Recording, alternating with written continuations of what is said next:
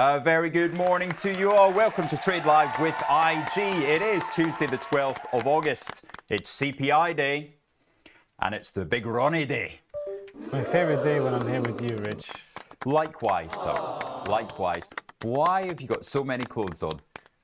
Because to compensate for your lack of clothes, I think the viewers at home should be very happy that the camera doesn't show the full body. Mate, it's 32 degrees today. It didn't feel like it this morning when I got out. But, you know, you and I, we get up in different times. Some people roll out of bed, come in at last minute. Other people, they've already been to the gym by the time you get up. Some people are still watching this in bed. Don't make them feel bad. That's true. Sorry, Mama McDonald. We haven't spoken about her in a while. How is she doing? She will be joining us. She very much enjoys your stories. I do. I do miss and care for her very much. And my sister as well. My sister prefers Mini Cooper, but you're up there. Didn't say she disliked your rambles. They pat you on the back so they know where to put the knife, mate. That's how it is. Right, what's coming up on today's show? We got myself and Ronaldo here first thing in the morning. Then you've got Aaron Bright. Scotty Byrne, our heart goes out to you, sir. Scotty Byrne is not feeling well. He was meant to be in this morning and called off last minute yesterday. Cheers, Scotty. And then, yeah, we've got all sessions opening bell. So, of course, that's going to be quiet ahead of the CPI due out later on today. And then Art of Investing, episode 4. So episode 4 is all about commodities, Bitcoin, and gold. Some people include gold in commodities, but precious metal. And beating insomnia. Thank you very much for that one, Rich. Here we go. Hey, have you seen how many viewers the latest one's got? Whew, it's hot. It's nothing I like more than sitting around listening to 3 white dudes talking about investing in bonds. What would you rather? Just you and me. Just you and me. Candlelit dinner. Right, what have we got coming up on the economic calendar? So, that's it. The core inflation rate, 3%. We're going to go through that more in a minute. We've got UK GDP that has, it's expected out on Thursday, minus 0.1%. What else you got coming up this week, Ronnie?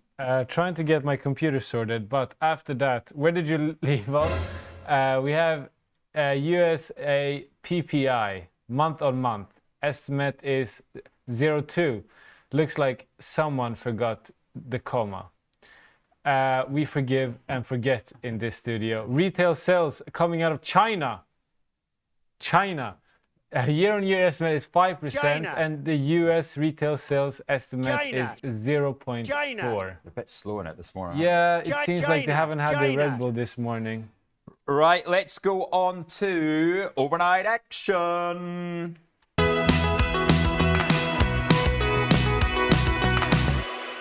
Right, let's go straight into that CPI preview then, okay? So 1:30 this afternoon, we're going to get consumer price inflation. Expectation is a rise up to 2.8% for the headline rate. That's year on year. The core inflation expected to come in at 3%. Now, if those come in line, that's the highest numbers we've seen since February. Of course, slowing jobs. We saw a slowdown in the jobs as well as changes to the previous months. And then we get potentially higher inflation. Now, is that a mix that Jerome Powell is comfortable in to cut rates? We'll find out next week at Jackson Hole. Jackson Hole is the symposium when the central bank really sets out its plans for the coming few months and into the end of the year. What's the market got priced in, Ronnie? Well, that is 51 basis points of cuts currently. 51 basis points. That's 2 cuts. That's expected to come in September and then either October or December. What are we going to expect after today? Higher or lower, Ronnie, inflation? Inflation? That's a tricky one. I do think we're going to go for lower. Lower than 2.8 at the headline, lower than 3 at the core. I'll take the other side of that. I actually don't believe that, but I want to be a contrarian. But before we proceed, some of you may notice that I looked over here, and that's because I thought you were reading off a script. But so impressive, Rich. Thank you very much. Wow. You really have a talent for yapping. I salute you, good sir. Yappy McDonald. What was your nickname at school? They used to call me Ronald. Oh, same. That was it. I had the same nickname. It's almost like we're so connected, so brothers. Right. What have we? What UK news have we got this morning? Yeah, we saw some pretty interesting news coming out of Entain, who had very strong results. We also have this one is. You know what? I'm gonna give you this treat because you gave such a good monologue. You deserve it. SWC has bought another 295 Bitcoin. That's a lot. Hey, big spenders. Jeez, so they've. We'll have to have a look at how much money they've got left, because that's they're not messing around, are they? I think they spent around 23 million pounds on it. Right. But yeah, so in addition to that, we saw some pretty strong overnight, or last night we saw some pretty strong moves from the consumer staples in the FTSE due to the belief and hope that we'll see some stability coming out of Russia with the upcoming peace talks. Personally, I'll believe it when I see it. Not sure about you. Are we calling them peace talks? What are we calling them? What are they calling them? Well, Trump saves the world. Oh, my Trump's Nobel Peace Prize. Who was it that nominated him? Was Israel and Pakistan, was it? Good morning, Pelican. He says, good morning, Scottish man and team. You're just part of the team. Oh, wow. Andrew McKelvey saying Bellway is building higher profits this year. They say, very good. We like that one. Good morning, Shilling. Good morning, Jugger. Guten Morgen. DJ Phil in the house with the China. The right one there. China. Oh, I thought we were getting a beautiful bill there.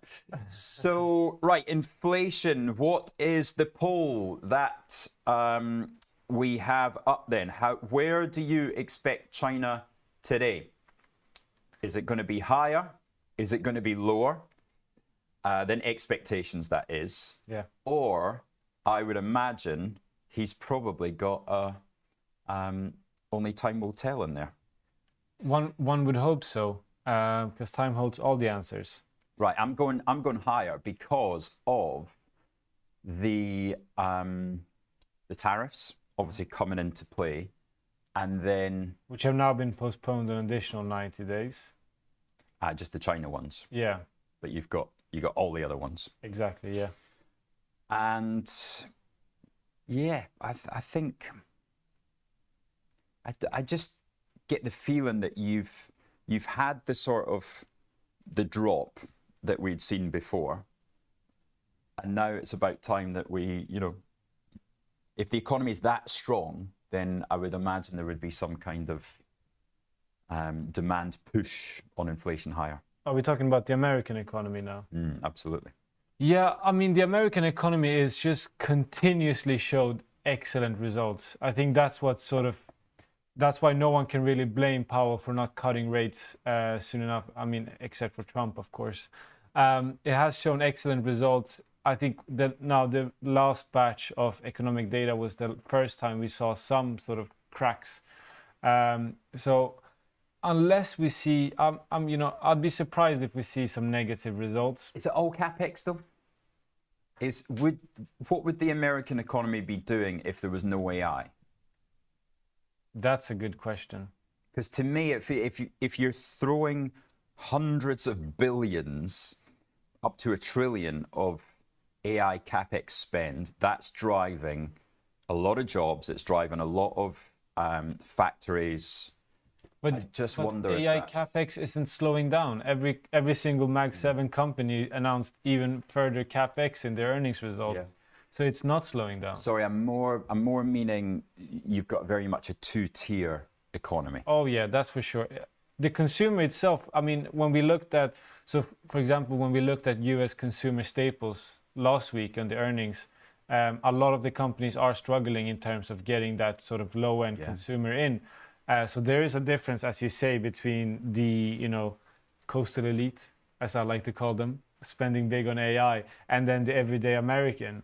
So I don't think the everyday American is feeling like they're a strong consumer and that the Hank the Tank, that they're feeling like they're, you know, doing very well and have more spending power. So I think a lot of people would welcome a rate cut. Yeah. Okay. So next week, Jackson Hole, what do you think? Do you think he comes out and he says, sorry, President Trump, you were right. We're going to start a rate cut cycle from September. Everything aligns now. And he's going to kiss the ring like Tim Apple did? Tim Apple, I don't see my man J Powell bending over and kissing the ring. I do think that he's a man of strong principle, and I think he's shown that by not allowing himself to be bullied. I think the first time that he's actually shown now that he's, you know, weighing up a rate cut was when he saw that the data supported it. Mm-hmm. He's a very much a data-driven Fed chair, so I don't believe that he's gonna, you know, come and say Trump was right, I was wrong. He's the wisest man ever. That's why it's so important today. This Powell must be hoping for lower inflation today, so at least all the pressure's gone. Yeah, he can come out. Let's have a look at what the Fed projections were in June, right? So this is in June. Core PCE, they see finishing the year at 3.1. Headline, they see finishing the year at 3. So today we're expecting a 2.8 and a 3. And that gives their end of year interest rates at 3.9. So, and we've still got room in unemployment there as well. Yeah. You know, that's 4.5. At the moment, it's only 4.2. And I mean, still better than the UK's 4.7. Yeah. Well, we can go on to that because we have just had UK unemployment rate. Ronnie, take us through the figures. Yeah, so UK unemployment rate remains static at 4.7% as per expectations. Average earnings came in at 4.6. Did you get a bonus as a junior? Yes, we do. Excellent. We get quarterly bonuses. It's nice when, you know, they've got the big loaf of bread and they just chuck some breadcrumbs out. I will not comment. I like employment, so I will not comment. But you've now graduated. You're from the graduate scheme. I was never in the grad scheme. Big Cooper was in the grad scheme. I started off as a trainee. Right. Worked myself up from the bottom, from Swedish customer service to now sitting here with you, Rich. And when do you come out of being a trainee? Oh, good one. You know, for all the kids out there, work hard and you see what magic things can happen. One day you can sit with Rich McDonald when he's wearing shorts at an office and you can talk about the market. What we haven't spoken about is this is the last week that you are going to be in here. This is your last ever appearance in this studio. And why is that, people? What's happening? We're getting a new studio. Very, very exciting. Yes, the green walls are going. The lights are going. The cameras are going. What? The walls are green? I thought they were Trade Live with IG, red and gray. Can we? Oh, it looks it. Yeah, shall we turn it off for a second? No, Don't break the illusion. But yes, we are moving to a new studio. So we're going to have a couple of weeks of slightly different shows. You're going to be joining us from the desk. And you might even see into my very tidy living room. Yeah, I wouldn't be surprised if producer Phil showed up in my bedroom as well. Hey, mate, do you mind if I just get some China? Can you imagine a roaming camera? Yeah, you'll say, oh, I didn't know I was on today. Right, okay, so we've got that unemployment rate, 4.7%. The average hourly earnings came in line, but the HMRC payrolls change were a drop of 8,000. So 8,000 less people telling HMRC that they've got a job. That's not positive. And yeah, claimant count down 6. So Don't get rich started on that one. Let's have a look at what was on the front page of the Times. We've got, of course, the NVIDIA AMD story from yesterday. But I do want to touch on this European car market story. Sorry, before we move on to the European car market, I just want to say that doesn't this goes to show that it was never about national security banning the chips in China. It was never about national security. It was all about finding a deal where they would profit off this massive pie that you're talking about. You talked about as well, the AI capex. The US want a piece of the action. I mean, the mob boss in charge, you got to kick upstairs. That's what it's all about. And now they're even talking about, they start off with you can sell the H2 chips. But now they're even talking about potentially being allowed to sell the Blackwell chips, which are the most advanced. No, they are super duper. So in the Trump press conference yesterday, he went, do you know what the Blackwell chips is? Do you know what it is? That's the super duper chip. Did he actually say that? Super duper advanced. And he says China will not get that for 5 years. What I might allow Jensen to do is take it down a notch, take it down by 30 to 50%, and then we might let the Chinese have it. Or he kicks up the kickback. Kicks up the kickback. But he said, I don't care about myself.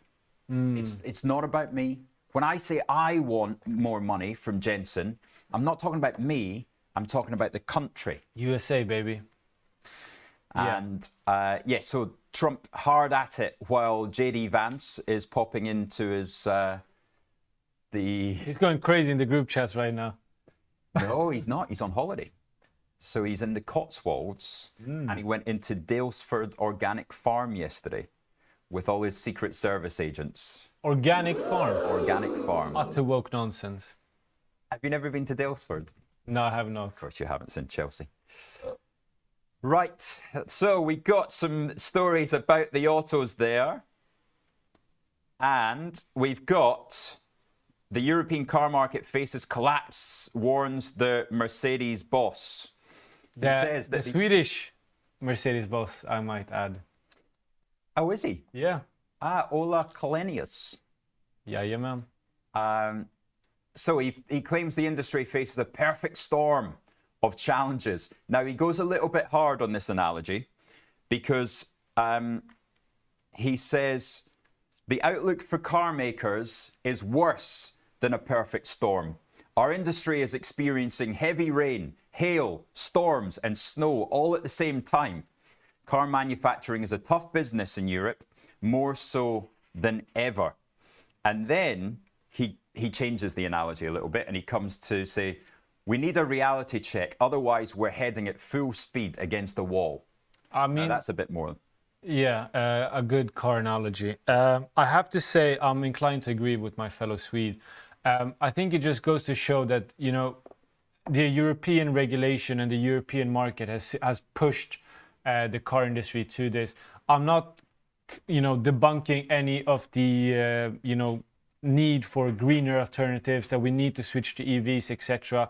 But if you compare how Europe has done it compared to how China has done it, where it's endless stimulus and there's government backing in getting this off the ground, whilst in the Europe it's more punishment, it's more the stick rather than the carrot. Yeah. And then we see, the Chinese are outpacing us in technological development. They're producing better, cheaper cars. How did that happen? You have all this regulation, taxes, and restraints.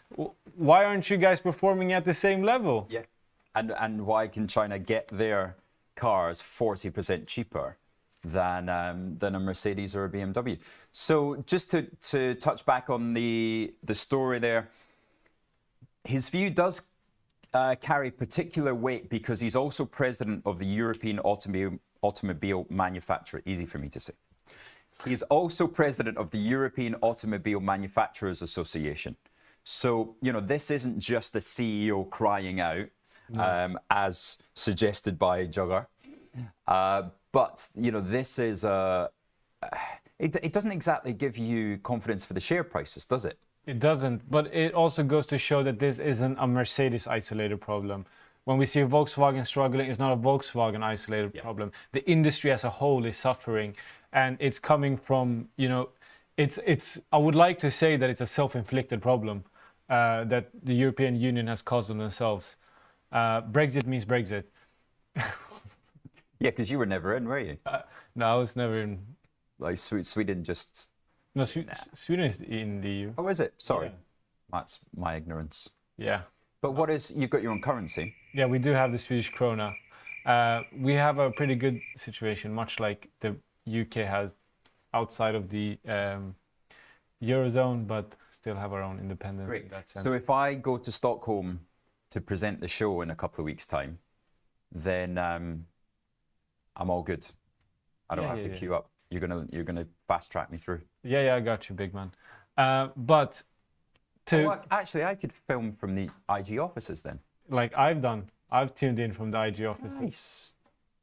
Okay. We just had a good idea. Yeah, and but to continue our point, I think there needs to be a shift from a regulatory shift for us to sort of work towards and benefit the auto manufacturing industry, because that is the core of the sort of the European rustic belt. We see the production in Germany, which has been the strongest economy in Europe and has carried the economy. Yeah. But now it's lacking due to the fact that we're regulating too much. We're not putting out enough incentives on. So yes, I do agree with Ola Källenius. I do believe that there needs to be a shift from the industry as a whole in order for us to compete with the Chinese, because otherwise in 20 years time, the Chinese, the BYD and the other Chinese cars are going to be the status symbols, and the German automobiles are going to be relics and collectives. I heard an interesting argument from Sean Rain, who is the CEO of the China Market Research Group. He was saying that there's been a fundamental shift in the Chinese consumer mindset, right? They're not going for Louis Vuitton, Burberry, Mercedes, BMW anymore. They're going for cheap premium. So they're not spending all their money on one item. They're going more for the Labubus and, Pop Mart as a whole, but cheap premium goods. So you can still show that you've got a nice belt, maybe even an Hermes belt. Do you ever have one of those? No. No, neither did I. But we'll have to ask Ange for that. Yeah, so that sort of £100 to £200 price point, not the 4,000 to 6,000 anymore. And if that's a fundamental shift, then you do have to look at your ideas of what is luxury now and what's going to be successful luxury in the future. Yeah, and also it tends to for me, I think we see like a shift from the Chinese consumer from international to domestic. I mean, a Volkswagen used to be a status symbol in China. Now a BYD is, or a Xiaomi is, and so there's a fundamental shift in the consumer. So I think this breeds, and this consumer shift in the Chinese consumer it's beating trouble for not only the automakers but also the European luxury companies as well. So on that, this is a stock that this guy, the Chinese research was pushing. It is Pop Mart. This, of course, is, as we've mentioned once before, the manufacturer of Labubus. What is Labubus? Everyone talks about what is a Labubu. Right, we'll find Ronnie at a Labubu after we come back from the break. But it's not just a one-trick pony, right? You'd say Crocs. Crocs has only got that shoe, really. Whereas Labubu now has just opened their largest store in the world in Thailand, and the Thais are going crazy over it. So, it's an interesting stock. It's up 200% year to date. This is one that we missed massively. Can someone in the comments let me know what a Labubu is? We'll come to it after the break. You're going to be, your Christmas presents are sorted. But does it have anything more behind it? It's going to be interesting. Time for Guess the Chart, 7:55 and 30 seconds. What do you think it's going to be, Ronaldo? Oh, I think he's going to go a bit cheeky and he's going to go English. An Asian stock. This is our... Oh, no, we've already had Nissan, haven't we? We had Honda. So, yeah, people didn't like it. So this... What other stocks in Asia does produce a film? No. Well, he loves PlayStation. Nintendo. Right. Let's see what it is.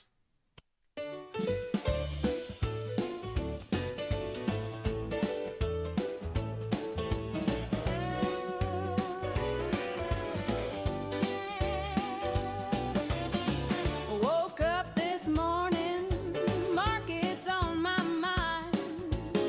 I guess the chart's starting one of a kind. Footsie's moving, candles climb and fall. Axel's trade of the week is the talk of it all. Rich is trading, clicks all through the day. Angel's watching, she's got something to say. Shell and BT, Tesco in the frame. Name that chart, that's the game. We're on Trade Live with IG, guessing away. Please remember, folks, not financial advice today. While this song plays, they're working it out.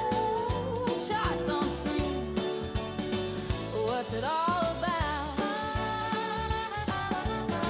Cam's on the camera, Terrence calls the cue. Dom's in the booth, keeping sound on you. Dr. Watson's watching, Johnny's rolls the feed. Ainge drops the facts, just the thing you need. Rich is quick to jump on a swing. Ainge digs deep, asking the real thing. Producer Phil says it's your call. And guess the chart, we want it all. We're on Trade Live with IG, guessing away. Please remember, folks, not financial advice today. All right, trader friends, welcome back to Trade Live with IG. You're joined by me, Ronaldo, and other Ronaldo, the Scottish Ronaldo.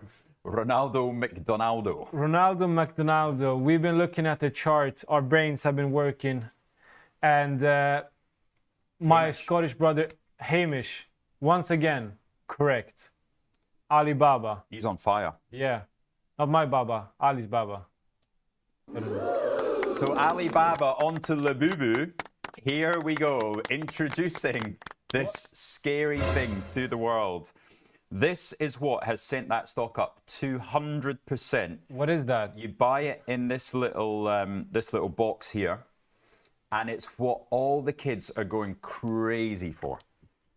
So you're not exactly in the target age group, but your girlfriend might be. My girlfriend is a woman of class and elegance. She wouldn't. You buy her a Labubu and let's see what her reaction is. She is way more sophisticated than that. Right, so what we got coming up, it is 7:59 and 40 seconds. Get your bell in your hand, sir. The pre-market expectations are, let's get them up. What are we looking at? God, my eyesight's going. Opening calls, Bellway looking up 2%, Entain looking up 2%. Michael Page Group down 1. Tell me when to stop, Rich. Oh, keep it going. Brought to you by LSEG. Carry on.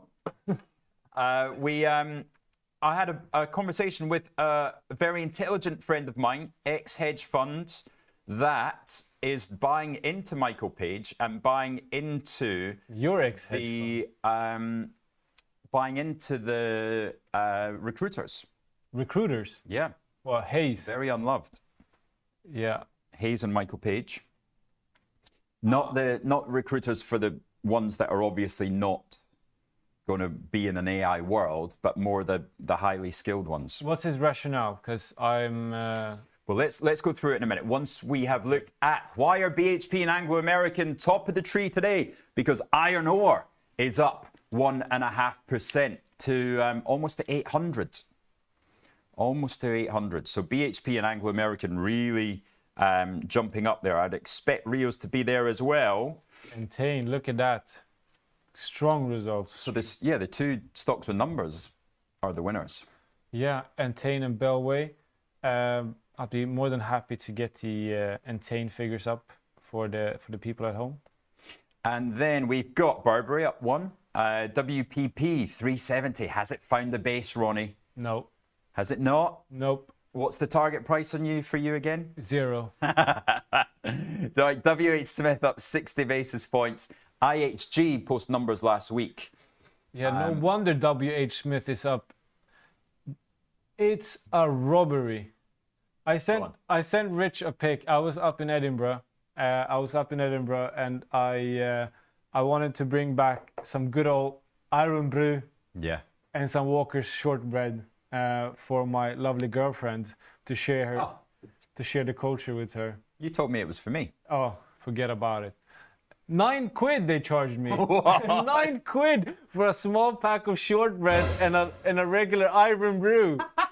In Scotland as well. In Scotland as well. My goodness me, you got done there. Yeah, I did, and I was too ashamed to put it back after I saw the price. Why? That's be the first thing I would do. Right, and I would go and tell the person who worked there as well. I want to talk to whoever is in charge of dynamic pricing, because they know I'm a sucker for an Iron Brew and shortbread. They're very smart. Right, Ocado down 50 basis points, Canal Plus, £2.44. Where were we buying this last year? I've had a mind blank there. Is this? I think we were buying it sub 200. Oh, yeah, it was like £1.70, wasn't it? Yeah. Oh my goodness, yeah, this got down to £1.60. So this is up 50% from the lows. Interesting, right? So Canal Plus was, and then what about Havas? Has Havas done the same? Havas was another one that my intelligent friend, not amazing. 130, say, was the realistic price. For the people at home, I obviously well familiar with Havas, but for the people at home, do you want to tell us what Havas does? So Havas were part of Vivendi. Oh yeah. And we're the publishing arm. Mm-hmm. And that's very adult of you to admit that you didn't know. So I knew it was just in the FT today, the Financial Times has a great article, The Lost Art of Admitting What You Don't Know. So Sarah O'Connor would commend you for just admitting you didn't know what Havas was. It needs more. More people need to say, I don't know. What can I say? I'm a humble guy. So that's my challenge in the next 20 minutes. But what I do know is the results of Entain, which are pushing them up. Go on. So Entain reported adjusted EBITDA for the first half year to beat the average analyst estimate. Adjusted EBITDA was 583.4 million, where the estimate was 542. Adjusted pre-tax profit was 226, where the estimate was 225. Net gaming revenue is 2.63 billion, whereas the average, where the estimate was 2.67. So net gaming revenue is up 3%, and revenue is up to 2.6 billion, and interim dividend per share is 980p. Nice. Thank you very much, sir. Bellway.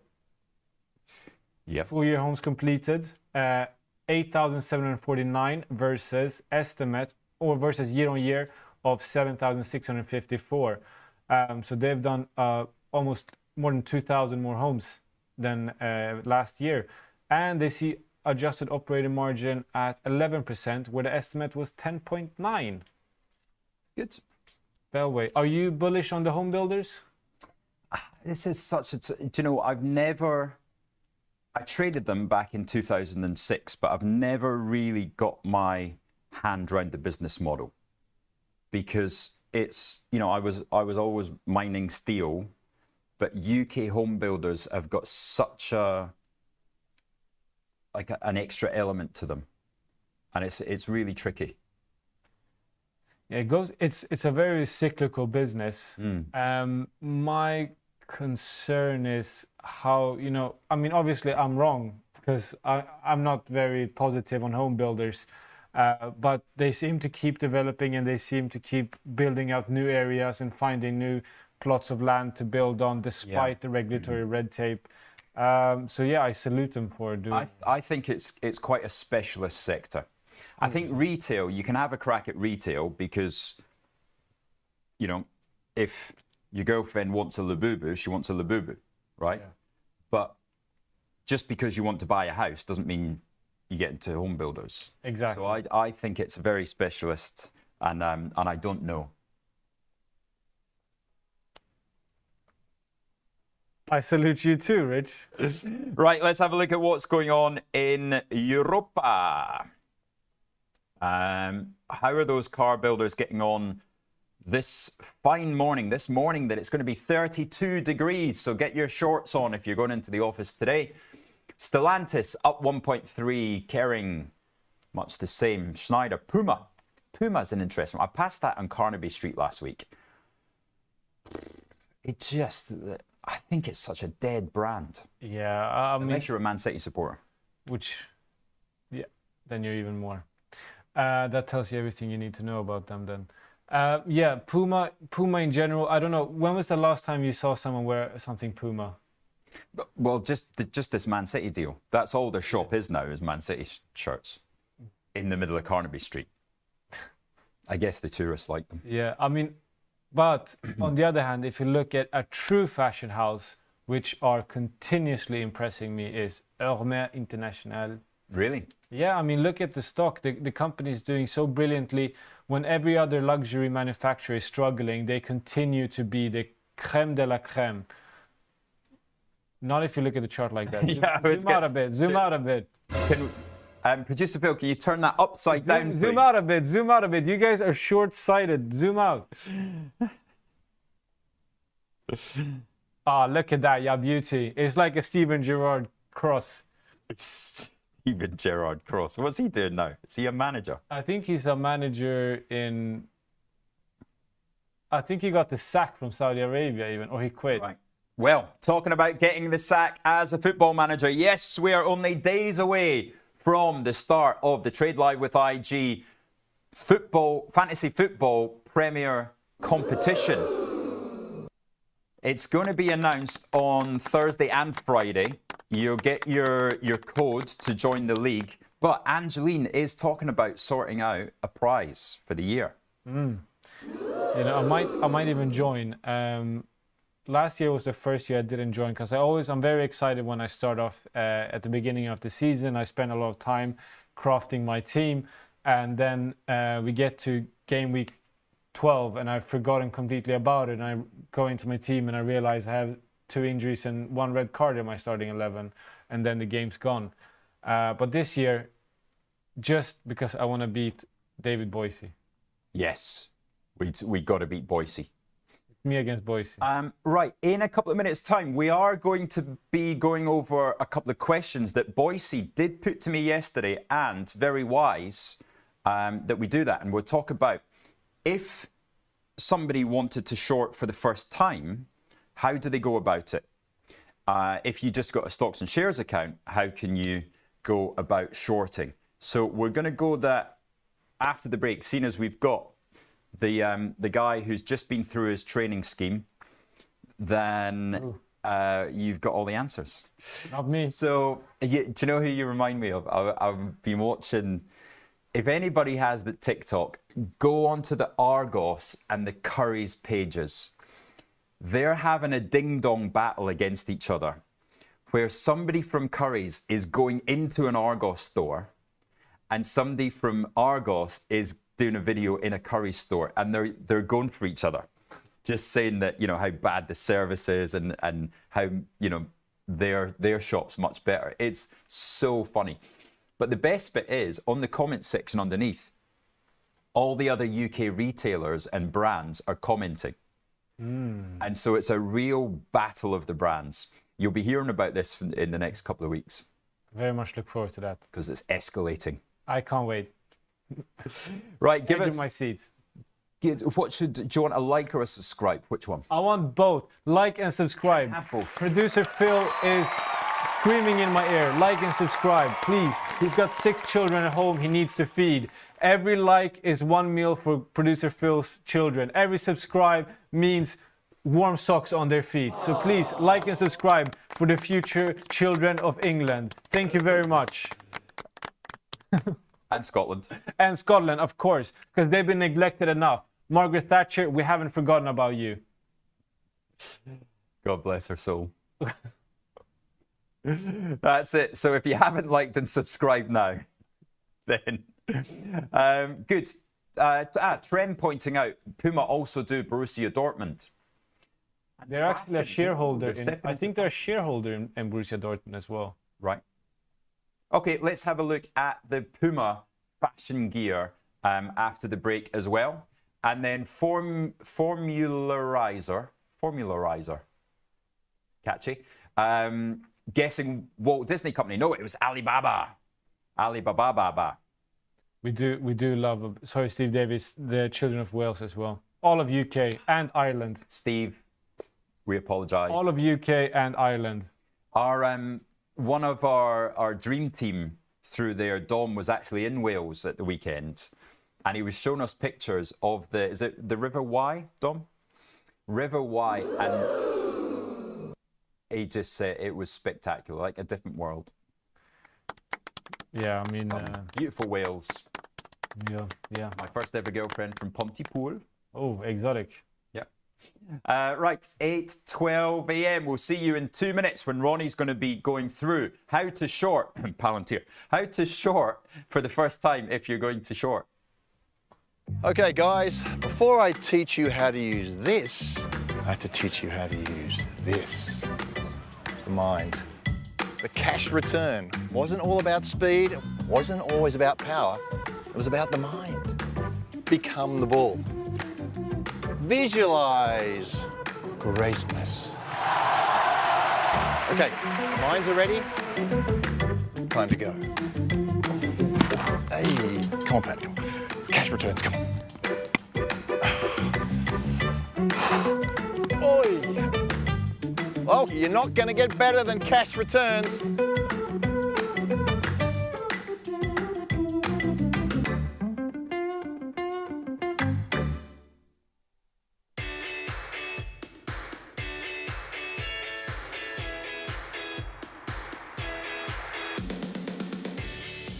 Today we're here because we've recently launched our Save Our Stock Market campaign. We just want to raise awareness for terrible cash returns that everyone is getting with their money just sat in cash ISAs. What we want to do is raise awareness for the great returns that you can get on UK stocks and help revive the UK stock market and get people investing.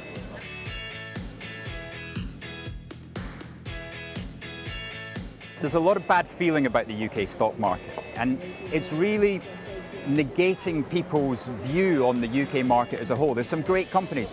If we just start the ball rolling on people getting behind the UK stock market, then we can start to get the interest. And it's days like this, we get awareness of all the crowds talking about stocks. It's really that awareness, and ideally we'd like to take it to the government. We would like cash ISAs to be reduced, not because we don't believe in the chance of people saving, but more that you get higher returns, as much as 7 times historically, in investing that you can from cash. And that's not saying people go out and take a load of risk. It's about education, and it's about helping people to understand the benefits of investing and the limitations of holding their money in cash.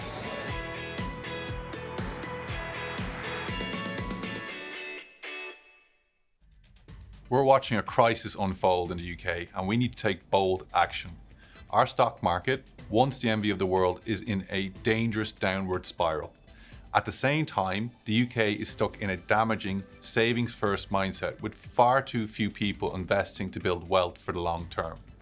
With our Save Our Stock Market campaign, we're calling on the government to deliver the urgent policy changes our stock market badly needs, from scrapping stamp duty on UK shares to encouraging a shift away from stagnant cash savings and using incentives rather than penalties to get people backing British firms. And to show we're putting our money where our mouth is, we'll be offering every new customer who joins IG across July and August a free UK share bundle. For too long, policymakers have been paralysed by the desire to keep everyone happy. But the time for working groups is over. This is about getting more Brits investing while saving a strategic national asset before it's too late. You can read more about IG's SOS campaign and free UK share offer on our website.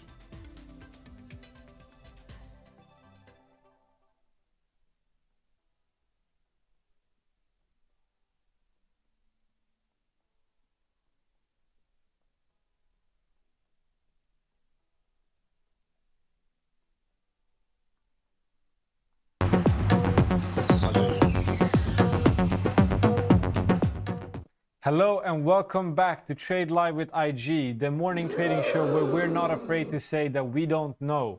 I am joined by Mr. I don't know anything at all, Rich McDonald. I liked Boise put on there, all I know is that I know nothing. Shout out to Socrates. Yes, nice. Come on. Very well done. Now, what do we know and what does Ronnie know? We're going to test Ronnie's knowledge on signing up. So the question was two questions were put to me yesterday. If I've got a stocks and shares account, Yes. and I want to short something, I obviously can't do it in the stocks and shares account or my ISA or my SIP. How should I proceed into spread betting, CFD, and what's to be aware of? Yeah. It is very simple to open up an additional account if you already have a stocks and shares ISA. If you have any sort of account with IG, when you log into my IG and you see sort of, hello David, welcome back, you'll see a blue button that says add an account. There you get the option to select if you want to add either a spread bet or a CFD account. There are benefits, pros and cons to each type of account. So we obviously have the brilliant crypto. So spread betting, tax-free, regulated as a gambling product, so you are not paying any capital gains tax.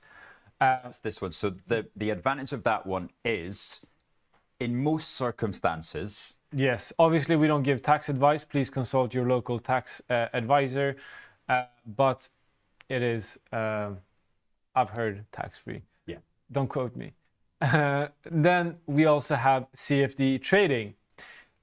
So this is the one that I use. So if you're looking at my platform, you'll recognize it from this. Exactly. So CFD trading, you get to see stocks exactly like they are.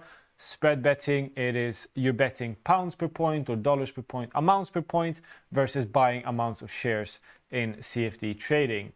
CFD trading is not exempt of capital gains tax, so that's worth taking into consideration. Because I like supporting the nurses and the policemen of it. Exactly, because you're a good citizen, UK citizen. I am proud to be a fellow Scotsman because of you. So you can trade CFD trading. The difference in your experience won't vary much. So those two are the options, the ways you can go ahead in trading or short trading stocks or other commodities or any other assets. And so let's say, for example, I wanted to short $1,000 of, or $1,800 of Palantir. So there's two different ways to go about it, isn't there? Because CFD, I would choose number of shares. Yes. Which would be 10 shares. Yeah. How would I do it on the spread betting? So on spread bet, one way to look about it is that £1 a point equals 100 shares. Now, obviously, there's a currency conversion here, but Rich, if you do us the favor and pull up the Palantir chart, so if you are interested in going against one of the hottest stocks out there with who stand to benefit a lot from the AI development, and jump on the rich fan train, what you would do is you would go on. Is this the same one that was down 2% yesterday? Yeah. Yeah, and it's also the same one that was up 12% last week. Right, so I've got a Palantir. Chart up, guys, chart up. And if rich, press sell. Sell. Yes, choose your direction. And then you type in 1, for example. Oof, that's a lot. Then you see a lot. But as you see on the side of it, per point minimum is 0.1. 0.01. 0.01. So you can go even shorter than that. But the nifty feature here is that if I'm interested and I'm thinking, how much am I actually betting? How much am I actually investing in this?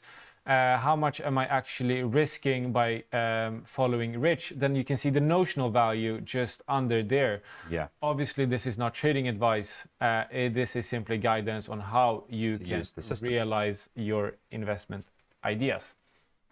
Yes, so you can see the notional value. So this gives you the actual level that how much you're actually trading. And if Rich types in a price level. Price level, so let's go 200 because that's where everybody thinks it's going. So actually do 19999. That's a, but that's an. Is that yeah, that's is an that order. your entry level? That is where. Yeah, I'd short it from that too, mate. But if we put in a realistic price that you would actually enter at. I know, but that is where the viewers yesterday thought it was going. Okay, great. Perfect. Thank you very much, Rich. And if you look at the bottom, you see margin. And so that shows you how much you're actually putting up in margin to open the position. And you can compare the 179 versus the 1,828. The difference between those two values, that's the leverage that you're using. So you're actually only putting up a fraction of the amount to trade. This comes obviously with inherent risk. It's a double-edged sword because if the stock goes up 1%, your profits are amplified and multiplied. But if it goes down 1%, it's the same way around. So that's about a 10-for-1 leverage. 10-for-1 leverage. So if the stock goes up 1%, you will actually gain 10% because you're only paying for 1%, but you have exposure of the full amount. However, if you lose, the losses are multiplied as well. So that's why it's important. Risk management and risk tools are much more important when you're trading on leverage with spread bets and CFDs, especially when you're going short, because in theory, the potential losses are infinite. However, as a retail trader, the market always goes up. Exactly. However, as a retail trader, you are obviously protected with the non-negative balance protection, meaning that you can't lose more money than you've deposited into the account. Yeah. So be very careful with the size that you're putting on relative to the capital you've got in your account, right? That's the real important thing. I always make sure I leave a nice bit of headroom. Yes. So even if Palantir goes up another 20%, I won't get stopped out. Which you will. But yes, so hopefully the insight that you've gained here is how you can go short, how you can manage your risk. Any questions from you, Rich? Yes, my next question would be that in the Financial Times today, in the Times, I saw an article on how to pick a stocks and shares ISA. So forget all this shorting rubbish. You want to invest for the long term. Yes. Now, what, at the moment, let's say my sister, for example, she wants to phone up Mini Cooper and she wants to open up a IG stocks and shares ISA. Take me through the benefits and also the costs of dealing, because she's only got about £500 to put in it. Brilliant. Absolutely. Despite the betrayal of selecting Mini Cooper over me, you know what? I'm gonna address Mama McDonald here instead, because this is Mama McDonald's got an ISA, don't you worry about that. Okay, Sister McDonald, all is forgiven. Water on the bridge, one love. Yes, so if you want to open up an ISA, you can go ahead and do that same process as we showed earlier. You add an account. Okay. If you don't already have an account, otherwise it's very simple, directly from the first page. But selecting a stocks and shares ISA, it will give you the opportunity to invest in over 11,000 stocks and 11,000 stocks that are accessible through the platform. Not just ETFs like some other platforms are. No. You get stocks and ETFs. And the benefit of doing so is with IG is, one, you get commission-free trading. No commission. No commission. You heard that right. You heard it here, people. What? Zero. My ISA providers charge me about £12 a trade. Well, that's why you should come across to IG, the best ISA provider in the business. And we are saving our stock market. If you sign up for a share dealing investment account, you get a UK stock bundle worth £100. Really? We put our money where our Vodafone? mouth is. I can't tell. I guess you gotta sign up to find out. But I tell you what, that runs out soon, doesn't it? That only has 2 days left on it, that offer. Get it while they're hot. Get them while they're hot. So, right, take me through. So to buy a UK stock, Yes. there's no commission. There's no commission, and obviously because you deposit funds in Great British pounds, you will not be charged, and you buy a British stock, there won't be any conversion FX fee. So you'll be able to buy a stock completely commission-free without any sort of fees at all. Okay. In relation to that. And the best part is, if you ask me, you've selected your stocks. You said anything but Vodafone. I want to invest in something strong and powerful. I'm investing in Ocado, futures company. I have put in £500. I invest £400 in Ocado. I have £100 left. Is that money just sitting there collecting dust under my mattress? Yeah, you're not going to pay me an interest on that, are you? We are. We are paying What? 4%. The Bank of England base rate is paid on your uninvested funds. Impressive. Save our stock market, baby. And we're doing it by offering the best offering here for the UK. If you have cash in the ISA, is interest paid and what rate? 4%, the Bank of England base rate, and it's paid on all uninvested cash up to £100,000. Great. Cash returns. Come on. Now, just one note, of course, if you're buying an American stock, you've got to pay for that American stock in dollars. Yes. So there is an FX fee. There is an FX fee of 0.7% that is applicable. And then is there stamp duty in the UK? Stamp duty, single stocks. stamp duty is applicable for LSE stocks. But if I buy an ETF, that's always the one I don't You know what, Rich? I don't know. That's what I was looking for. Yes, boom. I don't know if there is stamp duty on ETFs either. Shall we have a look at our good friend ChatGPT or phone a friend? What one shall we do? I'm gonna phone my friend Perplexity. Yes, Phil, you are our friend. Is there stamp duty on UK ETFs when investing in an ISA? Because, of course, there's no difference between providers for that. ETFs held within a UK stocks and shares ISA are not subject to stamp duty, There you go. whether they're UK domiciled or overseas domiciled. That's really interesting, isn't it? You know what I think, Rich? I think IG has put their money where their mouth is, and we're offering a free UK share stocks bundle for new clients to sign up and open up an IG investment account. I think the UK government should put their money where their mouth is. No stamp duty on LSE. On an AIM stock. AIM stocks, there's no AIM stocks are exempt. I think And Aquis. and Aquis. I think the UK government should put their money where their mouth is and remove all stamp duty on all UK stocks. It's true, isn't it? Because now that makes me think, oh, I'd rather buy an ETF rather than a UK single stock. If we want to save our stock market, that should be, at least for small accounts, at least for... Maybe not for institutional investors, but absolutely for individual retail investors. For the good old Mom Pop and David Boise, you definitely should not pay stamp duty. Right, it is 8:30 a.m. on this Tuesday, the 12th of August. If you enjoyed that, people, give Ronnie a subscribe. Not on his TikTok. I'll like and subscribe for the children of the United Kingdom and Ireland. Shall we see how many likes you managed to get today? Ooh, diet. 20. Only 20. Is that all we're worth? Personally, Painful. my self-worth is attached to the number of likes I get, so that's really harmful. That's what social media is all about, isn't it? Exactly. Right, Ronnie, what are you doing for the rest of the day? Anything interesting? Yeah, I'm gonna continue to maximize shareholder value and generate client value on the phones. Bring IG Ronnie speaking. Are you not going to champion the client? I always champion the client. That goes without saying. Good stuff.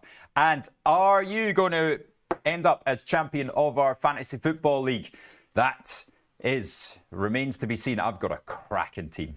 I've already done my first week. I've already then changed it because I don't know much about what teams got promoted. Leeds, Sunderland. Anyway, I got to do my research. Thank you so much for coming on, guys. It's been a pleasure. Right, long SWC, short Palantir, ready to go. That is not trading advice. That is not advice. Okay, have a wonderful day, people. I am jumping now. It's Angeline and Aaron. Right, Aaron. Coming up next, he's going to tell you more about the secrets behind the man versus machine. I know that is a big fan favorite. Oh, yes. The new segment, Man versus Machine. Yeah, Aaron's going to let you into the behind the scenes there when he's on here in a couple of minutes. Enjoy your day. 32 degrees. Get that factor 70 on. In the last video, we talked about how the S&P 500 has a higher PE ratio than the FTSE 100 because investors expect faster earnings growth. But let's look at what happens when those earnings actually grow and why that makes such a big difference.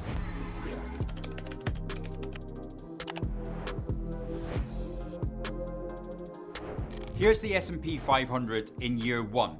Its PE ratio is 24 times, which means investors are paying 24 times the earnings to buy shares. This tower represents the share price. The height of each block reflects the unit of earnings needed to support that valuation. Now, let's jump forward to year two. The share price hasn't changed. This tower is exactly the same height, but look what's happened to the earnings. Each of these larger blocks represents higher earnings compared with the smaller ones from year one.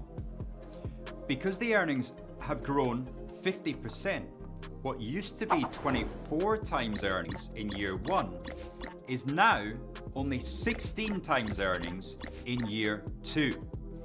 That's a huge improvement in valuation, even though the share prices have stayed the same. This is the power of earnings growth. When companies deliver stronger earnings, the PE ratio naturally comes down, making the stock look cheaper, even if the share price hasn't changed. And when investors see that kind of growth, they're more likely to stay invested or even buy more shares. And that's what pushes the PE ratio back up. And that's what makes shares go up or down. Now compare that to the FTSE 100 where earnings grow more slowly. Even if the share price stays the same, the PE ratio doesn't improve as dramatically because the earnings aren't growing as fast. That's why growth is such a critical factor in investing. It's what drives long-term value. So here's the big lesson. Earnings growth doesn't just boost a company's value. It makes the stock more attractive by improving its valuation over time. As an investor, the holy grail is to find companies that can grow their earnings by more and for longer than other investors may already expect. This may even mean avoiding shares that are already very popular, overowned, and potentially overvalued. Because if a stock on a very high PE ratio misses its earnings estimates, then the price can come crashing down.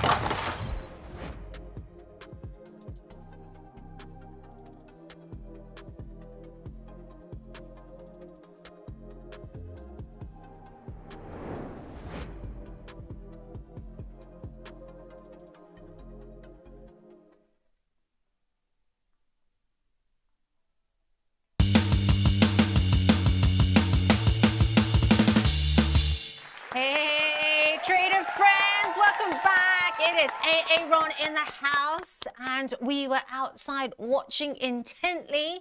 Welcome to the show. Thank you, thank you. It's been a while since we've been on together. Yeah, it has been a while. I've missed you. Likewise, But likewise. Aaron's been so busy, and also when he's not busy, he's doing these amazing adventures. The latest one is in Scotland coming up. Yes, on Thursday, going to Edinburgh Fringe with a couple of friends. So, yeah, excited. So if anyone's got any suggestions on what to see in the comments, or what not to see, I think more importantly, please let me know. So I've never been. I've never even been to Scotland, so I'm sure Rich is probably, you know, very stressed outside at that fact. But yeah, never been to Scotland, so first for everything, I guess. I think you've never been to Scotland. I mean, we've got the bagpipes on for you. Thanks, guys. I know, it's terrible. You have to tell me about the Fringe Festival, because I have not been. Heard great things. Likewise, that's why we're giving it a look this year.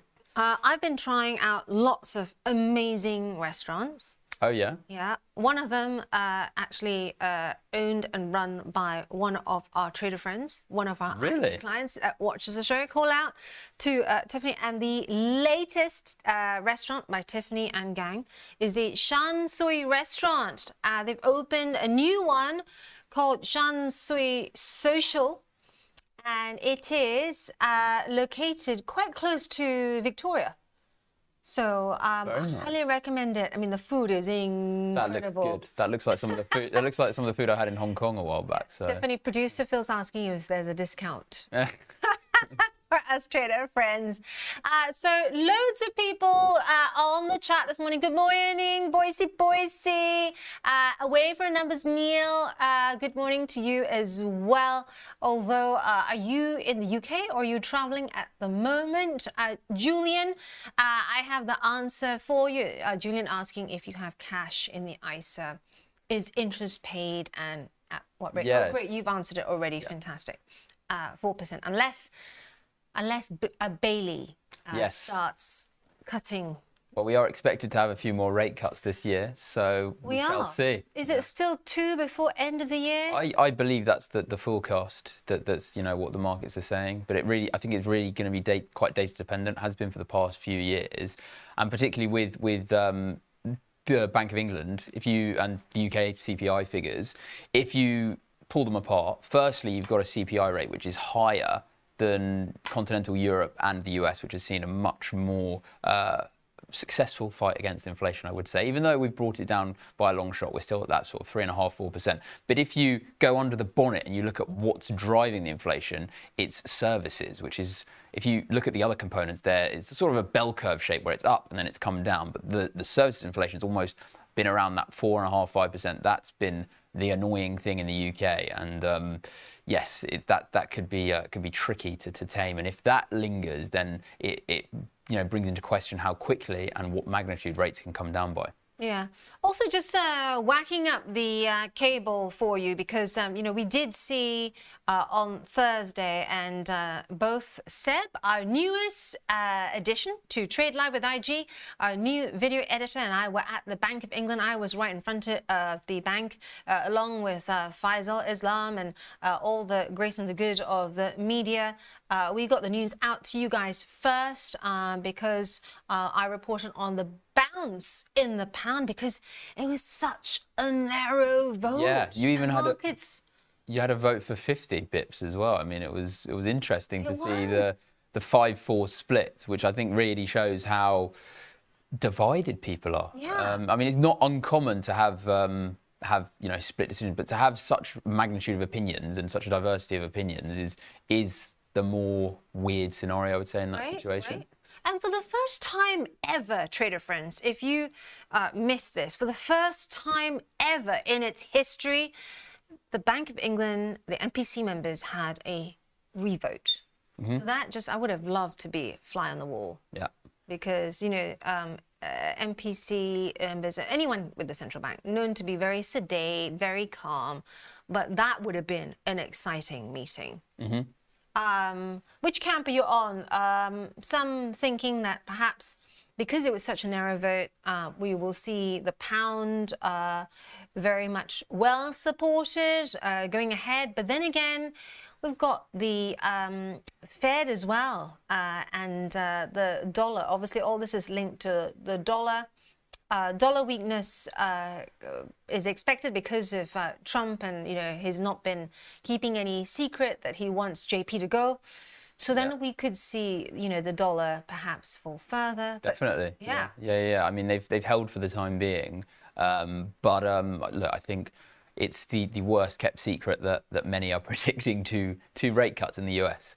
And I'd say that the data there is definitely more inviting for rates to be cut compared to the UK. But it's very much going to be continue to be data dependent. And I think, you know, when you look at employment data coming out of the US, that's obviously taken a bit of a turn for the worse. And job openings have also taken a bit of a turn. So that could propel the Fed to sort of look at other areas where they can cut rates and say, well, you know, inflation's come down, but we also need to prop up the economy if things get really bad.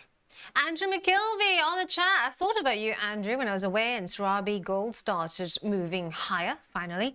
Andrew is asking, Ron, wage growth still too high in the UK for 2 cuts in his view for this year? What do you think? It's a very good point by Andrew there. I definitely agree that wage growth is too high. But one thing which is catching my mind and will be catching the Bank of England's attention is the fact that the unemployment rate is going up, and job openings are going down. So it's this sort of dual situation where you've got the economy, which is certainly on its, well, beginning to go to its knees in the UK. I mean, we had a bit of a contraction in May, and it's just plodding along, I'd say. The government hasn't done too much to promote economic growth, as we've discussed quite a few times, in terms of NI hikes and other sort of contractionary policy to you know, boost what they call the fiscal black hole.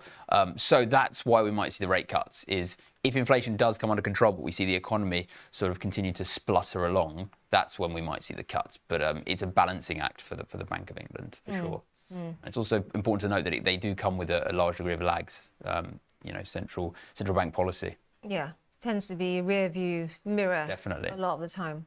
Speaking of which, have you seen the Bitcoin adverts recently that have been banned? A Coinbase, is this? Sorry, Coinbase. Yes, Coinbase. I have. You know, it's funny. My sister showed it to me about 2 hours ago. That's the first time I've seen it, but it was, it's quite amusing. Trader friends would like to know if you've seen those videos by Coinbase. What do you think of them? Well, it's entertaining to say the least. I mean, that's kind of what people are thinking about the UK economy at the moment. There's certainly issues which need to be addressed, I'd say, in terms of growth, productivity, and inflation, for sure. They seem to be using the same sort of vibe, if you like. I felt that helped a certain person gain a second bite at the presidency. Yes, exactly. Speaking of which, loads that are tradable events out the US. So we've got loads coming out. We've got, of course, the CPI data that's due as well. Lots of inflation concerns there, and you know, we had a poll earlier today. Have we got the results of the poll already? Fantastic. So yeah, if you could just show it to our trader friends. You know, Ronnie was saying he thinks it might be cooler. Rich and I think it might be hotter. I think it's certainly going to be hotter because we also have... We've got tariffs coming into bite. Exactly. And what we saw before the tariffs came to fruition, May, April, that sort of time, we saw tremendous amount of front loading, which makes sense because if you're a business and you've got a load of goods to buy, you're going to front load on them, buy tons of them before the tariffs kick in. Now you don't really have that opportunity because a lot of the tariffs have come into force. with the exception of China, they've got another reprieve. But 90 days, yeah. exactly. But we're looking at an effective tariff rate of between 15 and 22% when push comes to shove and everything comes to plan, which is high, and that will definitely seep into those inflationary figures, and it will definitely affect the consumer if costs are passed on. Yeah, 64% of our trader friends think it will be hotter than expected. I'm on that camp as well, just like you, I think. I don't think, potentially we're not going to get huge figures, but hotter than expectations, even by, 10 basis points, something like that. Yeah, I could see that happening. What's also interesting, is the fact that it comes in a time when, the markets aren't kind of reacting the way you think they will, right? Yeah. On the one hand, we've had, all these tariffs. We've had that tariff tantrum in April. But guess what? People came back in and bought again. We're at all-time highs. Yeah, all-time highs. S&P, near record highs, 6,384. Despite all this volatility, all this talk of tariffs, market remaining in a strong uptrend still. I'm going to cast my mind back to 2018 when we saw a huge, well, not huge, but we saw quite a nasty tantrum in the stock market in Q4, and it was all tariff related, and it gave up, the US equity markets and equity markets in general gave up a huge amount of their gains for that year. So something to keep in mind as we muddle through this trade war with the China situation yet to be resolved, and we know how vital they are to global trade, particularly with America and other regions. So that's why I've definitely, walking with cautiousness in this environment, particularly with the valuations in the US. So what would your view be if someone, for example, was, thinking, should I take it all off? Should I take half off? Should I redistribute? Yeah, I mean, for investors who are investing for the long term, I mean, this is how we construct our smart portfolios, is we have a long-term strategic asset allocation where we plan to have an asset allocation which should last, for your investment lifetime, depending on your risk appetite. But we do make tactical tweaks, which last, between 6 months to 18 months, I'd say. And one area we've been very active on that is looking at regions such as Europe and the UK, which have relatively, the valuations are better compared to the US. And we think there's marginally less risk in terms of the valuation point that you're going in at. Because even though US equities have had 2 years of 20% growth, and this year, even after the immense volatility we've had, we're still up around 9 to 10% with the S&P 500, which is still, that's like the 120, 110-year compound annual growth rate. That's the annualized return. So that's still pretty good return, even though we're used to this 20%. So, I think what we're trying to do is understand that risks are present and maintain diversification across our suite of portfolios. Nice. I'm going to try and do that, because right now I'm looking at my own pension portfolio and thinking, I need to take some risk off. Oh, yeah. You've seen my pension. I have. But if you've got time on your side, Ange, then you can ride the volatility. Yeah. Oh, I'm not sure if my heart. I have to put up with it in the office, everyone. So. Aaron is my go-to person whenever I rejig my pension portfolio, which happens twice a year, trader friends, twice a year during Halloween, because it's easy to remember and normally it's a slow period. I usually get a Teams message, hi Aaron, 3 dots. Yeah. Hi Aaron, I'm coming over. And also during the sort of April period is also pretty good. But, we often say you want to try and do that kind of as often as you go to the hygienist, right? So think about it that way. Definitely, yeah. Some of you have the luxury of time, trader friends. You can do it a bit more. But for those of us that have to be here 24/7, 5 days a week, that kind of thing, we have to put those dates in mind. Also, all this happening, I crunched the S&P 500 just to show you a very quick, like monthly return. Year to date, around 17%. We're still Aaron, right? Despite the tariff tantrum. And let's be honest, this tariffing thing is a new, especially with exports, is a new phenomenon, trader friends, because normally you would do this to an enemy of the state. Normally you would hit, a country that you either, Well, it's protectionism. Yes. That's economics 101. You put tariffs on to protect your goods, and they can be quite belligerent. Yes. Because it's basically saying, well, my people aren't going to buy your goods because they're now more expensive for my people, so we're going to do it internally. So and that's, you've hit the nail on the head. And not only is it that, but we're also seeing this almost like metaphorically speaking, the kissing of the ring. You know, we've seen Apple CEO, right, heading to the White House. Yeah. I think it was Boise earlier on saying Louboutin as well. I mean, goodness knows who else is going to kiss the ring. Trader friends, if you guys know, let us know here. And they all I mean, these you know, S&P 10 companies, I'd say, or S&P 50 companies right at the top are really caring about their earnings growth. You know, we've seen this earnings season was strong. They want to keep that momentum. strong, right? 82% earnings beat. And we got something like 8% growth, which where about 5-6% was expected. So really strong. Part of that is definitely due to the tariffs not being as implemented as you know, expected. But these companies are so keen to continue to grow their share price for sure and grow their operations. And the best way to do that is to negotiate some kind of deal with the White House and to kiss the ring, as you've said. Andrew McKilvey, hello. Andrew saying, Andrew, my portfolio is still suffering from long COVID. Actually, my portfolio is doing the reverse because during lockdown and, you know, the first time we heard Wuhan and then everyone had to like grab stuff like there's no tomorrow and go home. My thought process was everyone's stuck at home, thinking the end of the world is nigh, but I'm surrounded by 4 laptops and lots of chips. So I went full in. I enjoyed myself as well. Mag 7, when a lot of people went, "What are you doing, Ange? That's not the way. The world, end of the world is nigh." I'm like, always go long. I think as soon as I saw the amount of stimulus and the monetary policy going to zero, I was like, well, this is the equity markets are going to absolutely lap this up. So I also took advantage, even though you know, it could have been zombies outside. Andrew McKilvey had 4 screens, 2 cameras, really high-tech ones, 2 green screens, all being delivered, keyboards, everything to my house. I was kind of like almost suffering from chip radiation. So there we have it. The other thing too that I want to bring to your attention, trader friends, is that, you know, the expectations of a cut for the September meeting. This is from the Fed. Still very strong there, right? And we still see techs.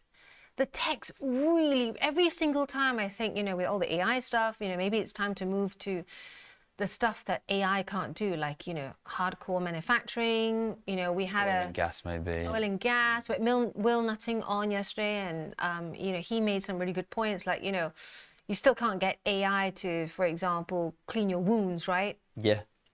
You can't get AI to construct a building, not yet anyway. So I was thinking maybe at some point we see that cycle into this industry, but we're not seeing that just yet. And so from your portfolio, you know, eagle-eyed view, do you think it's still kind of we keep the focus on tech, on the AI play, and wait before that cycle into utilities, for example, into industrials, you know, start again in a big way? Yeah, I mean, it's a good question. I think that with the AI story, it's certainly not going away, and it's certainly revolutionized many businesses and many just general people's lives in terms of the convenience of AI services. But I think with AI, you've got to be aware of the valuations. You've got to be aware that probably all the companies in this space, a bit like .com, although this I don't think is quite like the .com crash or the .com bubble, will be as good as others. So that's something to be aware of. But look, in terms of portfolio construction methodology, we are looking for diversification. So we want to have lots of different slices of the pie here. We're not looking to go all in on one trend, even if we might slightly overweight it. But you know, with our S&P 500 position, we've got sort of 40% of that is in Mag 7, which are mainly dominated by AI technologies. So we're very much aware of the trend. We think there's a positive trajectory of it. But simultaneously, we're aware of the valuations in that sector, and you know, we've got plenty of diversification across geographies and across asset classes as well. So bonds, fixed income, gold, commodities as well, and a nice spread across our equity sleeve as well.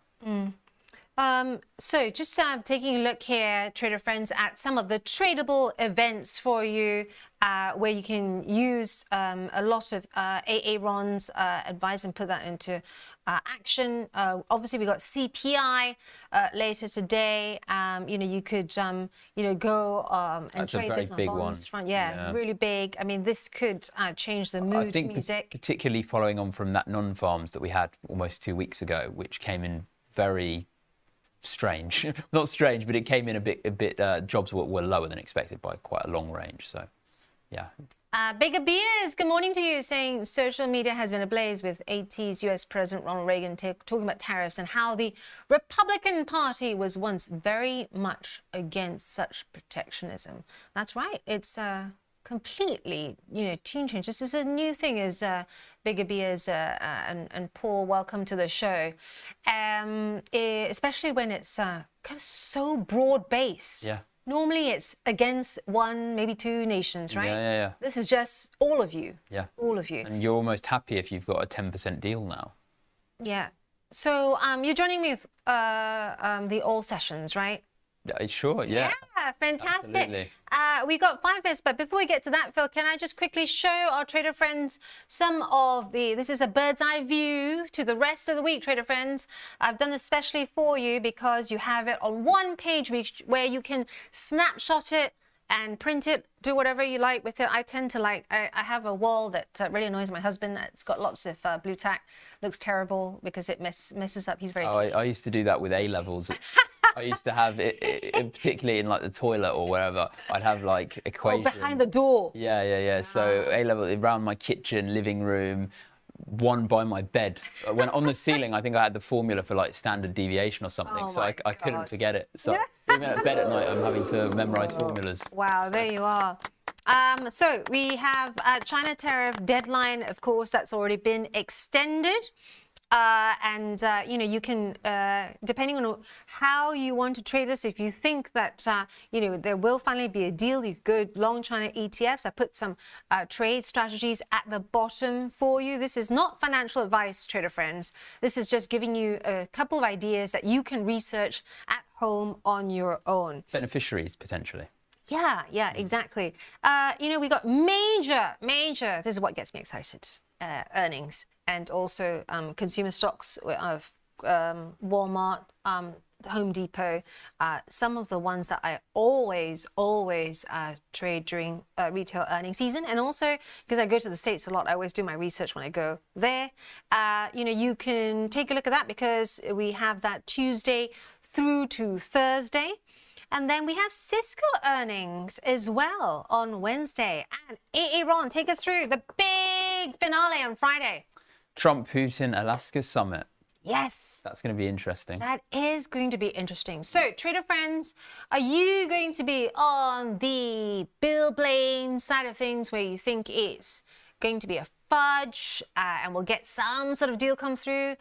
Or are you going to be on the John Mayer side from SP Angel, our mining expert, where he says it's going to be very tricky. Neither side are going to want to. I thought you meant the singer there for a second.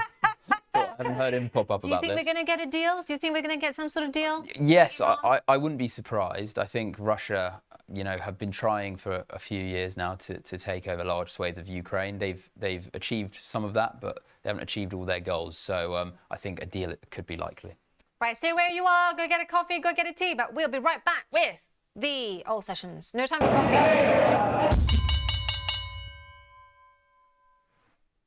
Hey, trader friends! No time for coffee because we have all sessions coming up any moment. Now, you got the bell? It's here. You all Sure, set? sure. All set, and we have grab a a pen. minute to go. I'm just going to get my screen up and ready.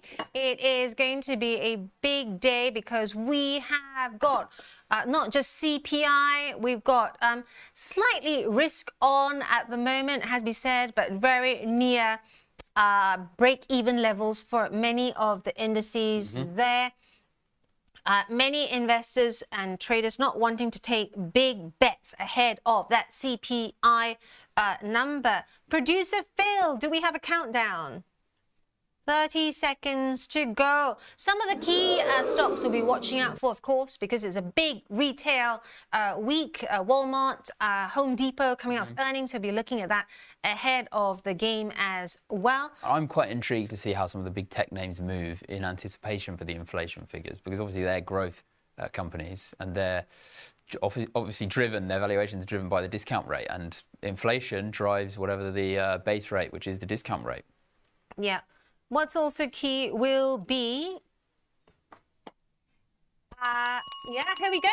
What will also be key, of course, is any comments that come through from the Moscow side and, of course, from the US as well, because they'll be sending their envoys ahead. Definitely. That's how this normally works, trader friends. They send their mandarins forward to before that Friday meeting. Right, take us through the big movers, Ron. We've got Chipotle up 1 1/15%. IBM up 0.16%. Tesla is up about 0.6%. Yeah. And then we've got a couple of down moves there. So we've got Soundhound down -1.7. Yeah. Him and Hers, which has gone through a bit of a tricky time, is down about 50 basis points. Oh, here are some of the big ones. Yeah. Virgin Galactic up 1.7. Tilray is up 10% in all sessions, which is a large move. Starbucks up around 1%, and Moderna up 0.8%. What's also interesting is that Starbucks is up 1%. I wonder if that is because we're starting to see some traction on, have you heard about this whole protein thing that Starbucks is trying to cling on to? Oh, is it like protein coffee or something they're making? Yeah, because it's had this I mean, if terrible 18-year-old or 19-year-old me would have probably spent all my money on that back in the day, because I think anything labelled protein is a big selling point if you're getting into the exactly back in the day. Yeah.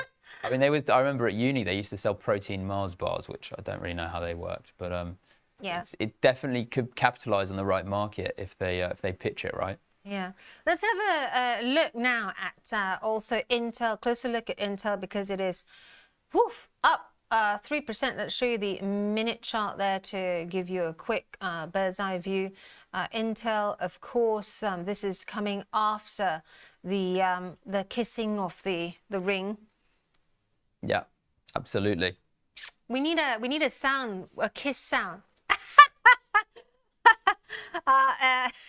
And Intel shares rising after Trump says he met with the CEO, and this is Li Butan.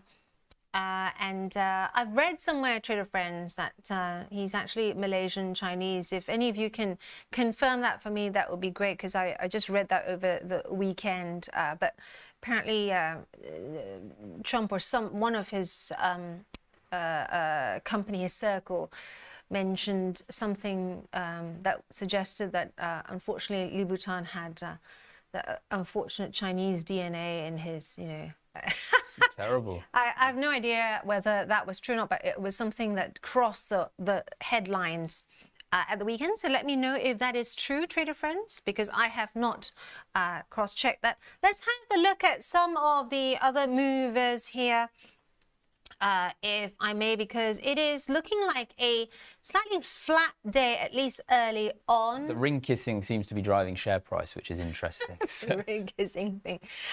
We ought to own that and do a trademark it. Yeah. How to trade the ring kissing. Tilray is up almost 11% there. Moderna also coming back up 0.2%. Yeah, you've got some decent moves there, which is quite interesting given the fact that we've got very big data coming out today. Yeah. So. Just checking to see whether Andrew's AI filter has come up with anything interesting. We've got some, a lot of European names that are moving, but in terms of the US, it's looking pretty quiet out there, perhaps ahead of that CPI number. Let's have a look at the losers now, because that's shaking out a bit more. Aaron, take us through the top. Got Neo down almost 3%, Soundhound down 1.75%. Beyond Meat, which has also had a bit of a tricky period, is down 1.5%. Novavax down 0.7%, and Walmart is just down 1/4 percentage point, which is interesting because it's a big week for retail, as you mentioned. Yeah, let's just check out whether Home Depot is... Yes, Home Depot, there we go. It's also just slightly lower. Monkey Man, hims and hers is also low, but Monkey Man, I'm a bit worried about Monkey Man, trader friends. Haven't heard from him recently. Is he all right? Anyone know where Monkey Man is? Please, please let us know. I'm worried about his safety. Speaking of which, we have Big Bear AI as well. Have you seen Big Bear AI down 29% all sessions there? This is after the company cut its full-year sales forecast, withdrawing its adjusted EBITDA full-year guidance. Yeah, big move there to see that in a day. Huge. Let's try and add that to the workspace for you. This is a 1-minute chart. Let's have a look. There we are. So this is currently down 29%. Across Europe, let's just give our trader friends a quick readout of the scene here in Europe. Aaron? Sure. So Europe, I mean, Germany 40, we got is just up marginally, 0.05%. Wall Street, well, that's not Europe, but it's up marginally as well. If we look at, say, France 40, that's up around 0.5%. FTSE is up 0.2%, and the EU stock 50 up 0.2%. Right. And trader friends, if you have any requests that you'd like me to look at, for example, after this, I'm going to look at some select stocks that you can look at. For example, if you think there's going to be an amazing... I can't do his accent. You guys got a Trump sound thing on the soundboard? Amazing, big, beautiful deal on Friday. That's what I do. I make deals.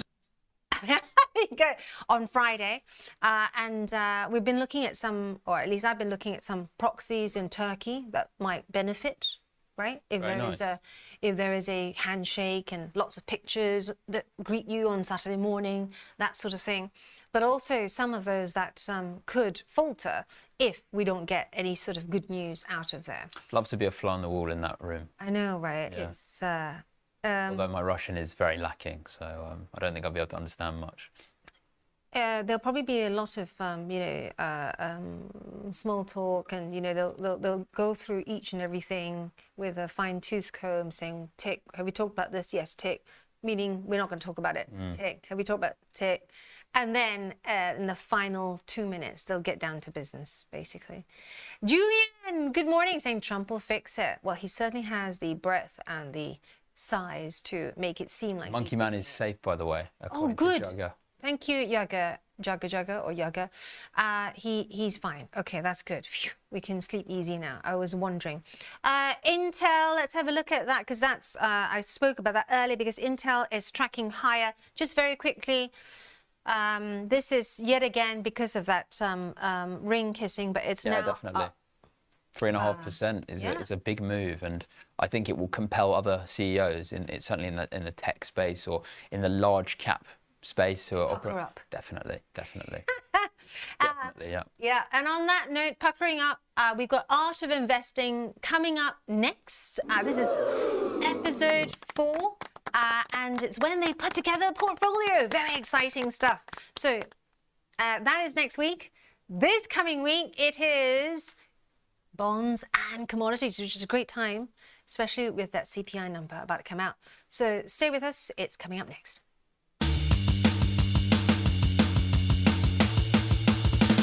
This is designed to teach people the skill set of making 10% every year, whether the markets are up or down. All of the gold that had ever been mined throughout time, you could put it all together and put it in an Olympic-sized swimming pool. If you had $1, it bought 20 times as much gold 50 years ago as it does today. Meta are going to spend $70 billion this year on AI-related expenditure. And Microsoft, $120 billion. This sounds all a little bit dangerous to me. Copper down 20% in a day, oil going negative. China today still buys more than 50% more than half of all the commodities in the world. Definitely yellow card for that one. Almost a red card, actually. Your capital is at risk. The value of your shares, ETFs and ETCs can fall as well as rise, which could mean getting back less than you originally put in. This content is for information purposes only and is not investment advice. Past performance is not an indication of future results.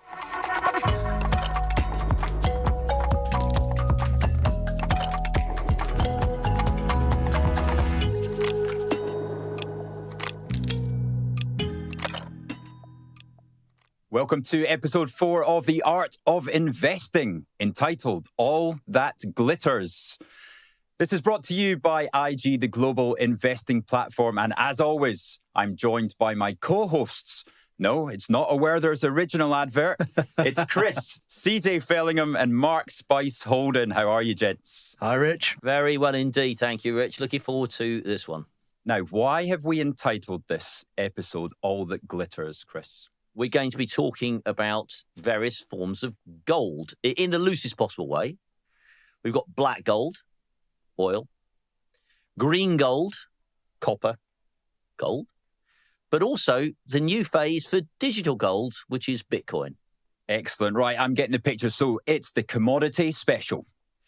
And what we're looking at, of course, week 1, we looked into equities. Week 2, we had our teaching from Commander Bond across here. And now we're doing the last of our deep dives into the asset classes. And that's ahead of next week, the big launch on the portfolio.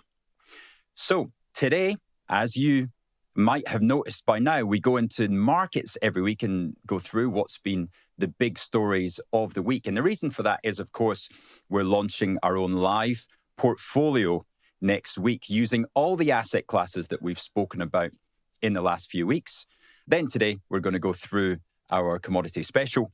And then finally, ahead of the big launch next week, we are going to introduce some of the names of the ETFs, of the instruments that we're going to use in that portfolio. So what has been happening in the markets this week? CJ, this could be a whole episode in itself. Well, it's been an absolutely huge week for data and for company reporting. There's been an avalanche of company reports from all around the world. And we'll just touch on a few of them because there are way too many. For example, there's 25% of the S&P 500 are reporting this week. That's just, that's 120, 125 companies, which is just amazing. And that's happening everywhere around the world. The great news is that actually, on the whole, those results have been pretty good. So you've seen NASDAQ and the S&P 500, the two biggest stock markets in the world, hit new time highs again. And I repeat myself from last week, here we go again. They pushed up. Now, to give you some context, NASDAQ is now up 45% from its April the 7th low. Wow. And the S&P 500 is up 34%. Now, these are massive markets. The S&P 500 is capitalized at $56 trillion. So it's absolutely enormous. And even the FTSE 100, once again, here we go. Cheer. FTSE 100 hitting the all-time high. There we go. They said it would never happen. 2 weeks in a row. Gosh, can it make 3? Let's see. Anyway, all the other markets have done pretty well. They're also consolidating towards their all-time highs. But probably the biggest shock we got, and we'll go into this in a bit more detail when we talk about commodities, was the copper price had its biggest ever single-day fall. It fell over 20%, as we're reporting now. Last night, it fell 20% in a straight line. And that's because Donald Trump came along and basically changed the tariff regime for copper. Basically saying, yet again, he basically said, look, you can bring basically raw copper, unrefined copper, if you like, into the US without a tariff because we want to manufacture it into things like copper pipes, etc. in the US. And that's what he's trying to do with all this tariff, is trying to bring manufacturing into the US. But if you have manufactured it outside, then you're going to stick to a 50% tariff. Just call that one back just to show how Donald says one thing and then thinks on his feet, or maybe doesn't think on his feet. Somebody else does a little bit of work in the background and says, Donald, that wasn't the most sensible thing you ever said. And then he changes because he started off saying anything to do with copper had this tariff on it. Then he realised that it takes 25 years to mine any copper. You want to build a new copper mine, sink all the investment in there, do all the stuff, takes 25 years. We can't do that in the short term. So let's change the rules. Absolutely. He's obviously had a lot of American executives whinging at him that, it was going to hurt them. And quite rightly so. I mean, copper goes into so many things, house building, wires, AI stuff. It's and the new data centers and the electric cars. And yeah, I mean, it's one of the, the biggest commodities out there, and a very valuable one, obviously. So yes, he sort of, threw the cat amongst the pigeons last night. When we spoke last week, we were waiting to see if he was going to give the European Union a favourable tariff deal. And we were guessing that it would be the same as he gave Japan earlier in the week. And he did. He duly delivered with that, a 15% sort of tariff for Europe. So that was good. European markets reacted accordingly and just rose a little bit on the back of that. How did that go down with individual countries in Europe? Well, I'm not going to get into European politics, trust me. That's for another podcast, maybe at Christmas. And my kids will never forgive me. The more shocking one was that actually India, obviously who now have the biggest population in the world, were hit with a 25% tariff. And they were hoping for a 19% tariff. But just to show you that this is all getting behind us now, the Indian stock market basically fell about 1% when it was immediately announced and ended the next sort of 24 hours actually higher than that. Okay. So it shows you that sometimes there's a saying in the markets, it's better to travel than arrive. And, in this case, people had expected that probably to be a bit worse than anticipated. And it was. So the market said, OK, fair enough. And on we go. Let's look forward to the next. And at last, can we put tariffs behind us? We put them to bed and that's it. Personally, I think we probably have. I think any news now we get on tariffs, apart from the ones that surround Russia, because there is... And this is going to talk about in, some of the commodities particularly, but countries who are buying resources like oil from Russia, like India are doing, by the way, then in China, they might get additional tariffs put on them because they are trading with Russia. And basically Trump wants to bring that war with Ukraine to an end. And he sees the tariff threat on those other countries as a way of putting pressure on Putin and co to end that war. And that, if he does that, then that's great because we don't like war. Can I say a couple of things there? One, on the tariffs, I don't think we can put them to bed because I think that Trump has shown how easily he can bully the rest of the world. And so any other issues that come along, he'll just say at some stage, well, if you don't cooperate, we'll put some more tariffs on you. The other thing I would say is Mark said something very important there with regard to a city saying better to travel than to arrive. Mm-hmm. It's a saying that's been around for years and years and years. And essentially what it means is that the market's job is to anticipate things before they happen. And this goes back to one of our first episodes where we talked about the fact that people get surprised that when some results come out, the market goes down rather than up because they were great results. And it's all due to what has been anticipated and what then that happens. So an old city saying, better to travel than to arrive means we've now got to the stage where the news is there and it's all been discounted already. And it's been discounted. So unless something happens that's completely unpredictable, like the Black Swan event, then generally the process is it's being priced in as we move along. So when you arrive and the actual headline comes out, it's not new news. So there's been an avalanche of results from around the world. I think I'm going to pick just a few out here, but Europe's biggest company until a month or two back was Novo Nordisk. Now, those of you who want to lose some weight, they do this great weight loss tablet, or what they're trying to introduce as a tablet. It's an injection at the moment. A subject close to your heart or your stomach. Some say I've lost weight. Some would say I haven't. But there we go. Anyway, either way, they basically had a massive profits warning. Now, we were talking about expectation management last time. And if you remember, it's better to sort of get numbers low, then you beat them, and then your share price should go up. Well, Novo Nordisk cut their revenue forecast for their two biggest drugs by 30%, 30%. The shares fell 25% as a result. They're very poor expectation management. And the last time they reported was only 6 months ago. Yeah. So clearly they've disappointed people. It was Europe's biggest company. It's no longer. It's now the second biggest company behind basically German software company SAP is now number one. And ASML, who we talked about last week, is basically the third biggest one. But really the big results of the week, which we highlighted were coming last week, are that two of the big Magnificent Seven. Meta, which is Facebook to a lot of people, They had magnificent results, as did Microsoft, and we all know Microsoft, of course. But both of them absolutely smashed forecasts.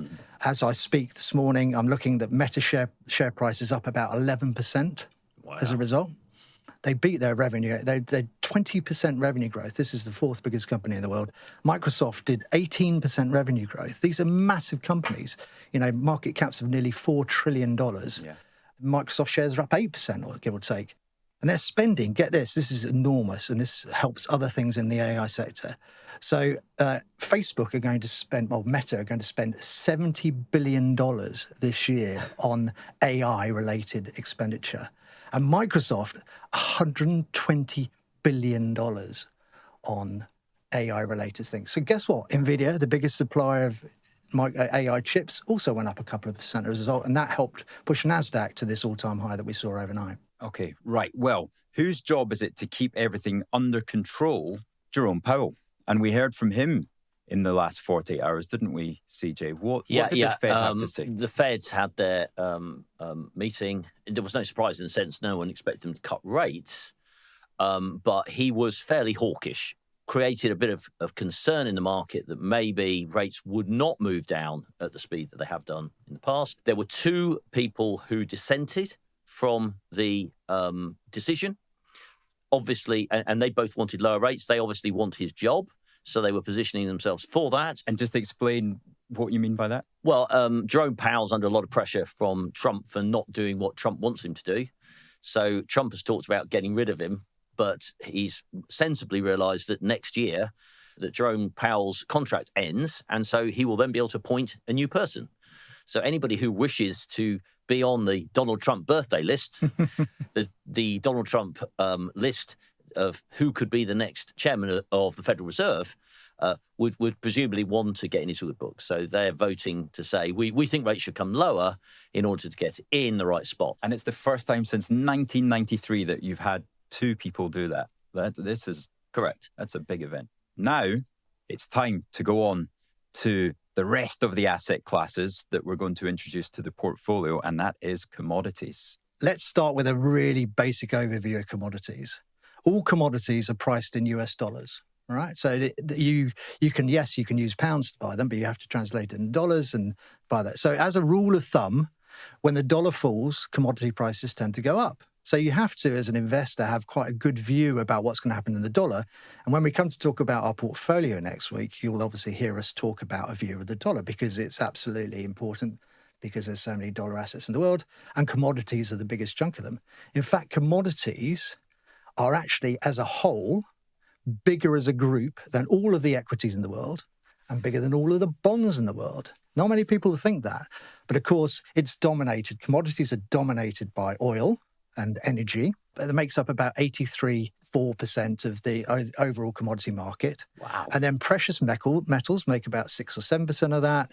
And then industrial metals, which is things like copper, nickel, aluminium, etc., 4 to 5%. And there are other stuff like soft commodities like wheat and sugar and coffee. And we're not really cocoa, I suppose, absolutely. But we're not really going to talk about those, or rare earths, because they're such a small proportion of the overall market. And the things that are really investable for us are things like, copper, gold, oil, etc. And those are the things we'll be focusing on more than anything else.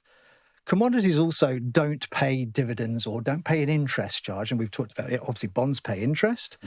Equities pay dividends. Commodities pay nothing. In fact, it costs you to hold commodities most of the time, because you have to store them. They're big lumps of copper or iron ore or aluminium or gold or whatever it happens to be. And if it's gold or something valuable, then you have to insure it, and there's an extra cost involved with that.